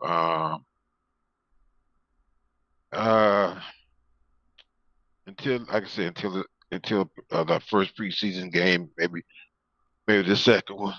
I got kind of see from there. I can't really say anything. I can say that I do have a little more a little more of a better look at for the team, but it's not by much though. Okay. So basically, make the long story short, basically it's about the same. I got a little bit more, just a little more confidence in our team. Not much, but just a little. Okay, so you're basically you're not letting any kind of positive or negatives from camp give you any type of false hope. You still want to see what's right going on. Yeah, you still want to see it in action against another team. I got you. Yeah. What about you, Joe? Have the Miami Dolphins moved your needle any since training camp has started?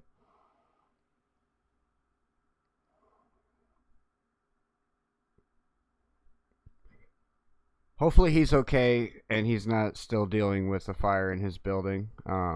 If he comes back, he can speak on it. But I mean, for me, honestly, my needle hasn't really moved much either. I'm kind of right there in that 4 to 7 win range anyways. I still feel like we can hit that because we're seeing more and more injuries plague the league, and that's one of the areas that we're fortunately, knock on wood, staying out of, which could give us an advantage. And I do feel strongly about this defense, and I feel strongly that this defense can put us in a lot of situations where we can win games. But it's still, in my opinion, we still have the inexperience and the question marks that could lose us games as well. So even though the defense puts us in situations where we could win a lot of games, we could easily end up falling out of position to win those games due to stupid, inexperienced mistakes like false starts, pass interferences. Maybe Jeff Halfley makes a bad coaching decision. You know what I mean? Maybe we don't have any timeouts and we don't have enough time to line up and kick that field goal to win the game because he had used a timeout at the wrong time earlier in the game because he's a rookie coach, you know? So, like, there's ebbs and flows that he's going to run into throughout the season. So it's all throughout the team. So it's like those moments there. It's like we can go to example like in Monday's practice from last week. I remember there was a moment we were running drills to where we had a minute and 20 seconds to get into field goal range. We were down 2 points, and there was a moment where not Caden Proctor. Was it Caden Proctor? I think it was Caden Proctor. Had a false start and took us out of field goal range. You know what I mean? So it's like inexperience like that. Those types of situations could cost us wins that our defense puts us in position for. So I'm still right there, that 4 to 7 range. I think 4 is the floor, 7 is the ceiling. Right now as it stands. Yep. On that.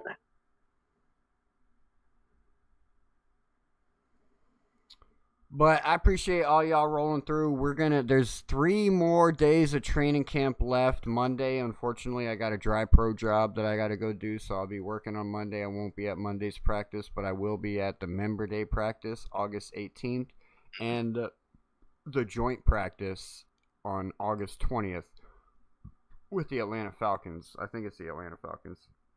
It's either the Giants or the Falcons. I don't remember which, but there's a member day coming up on August 18th. I'll be there for that. I'll get y'all some good film for that.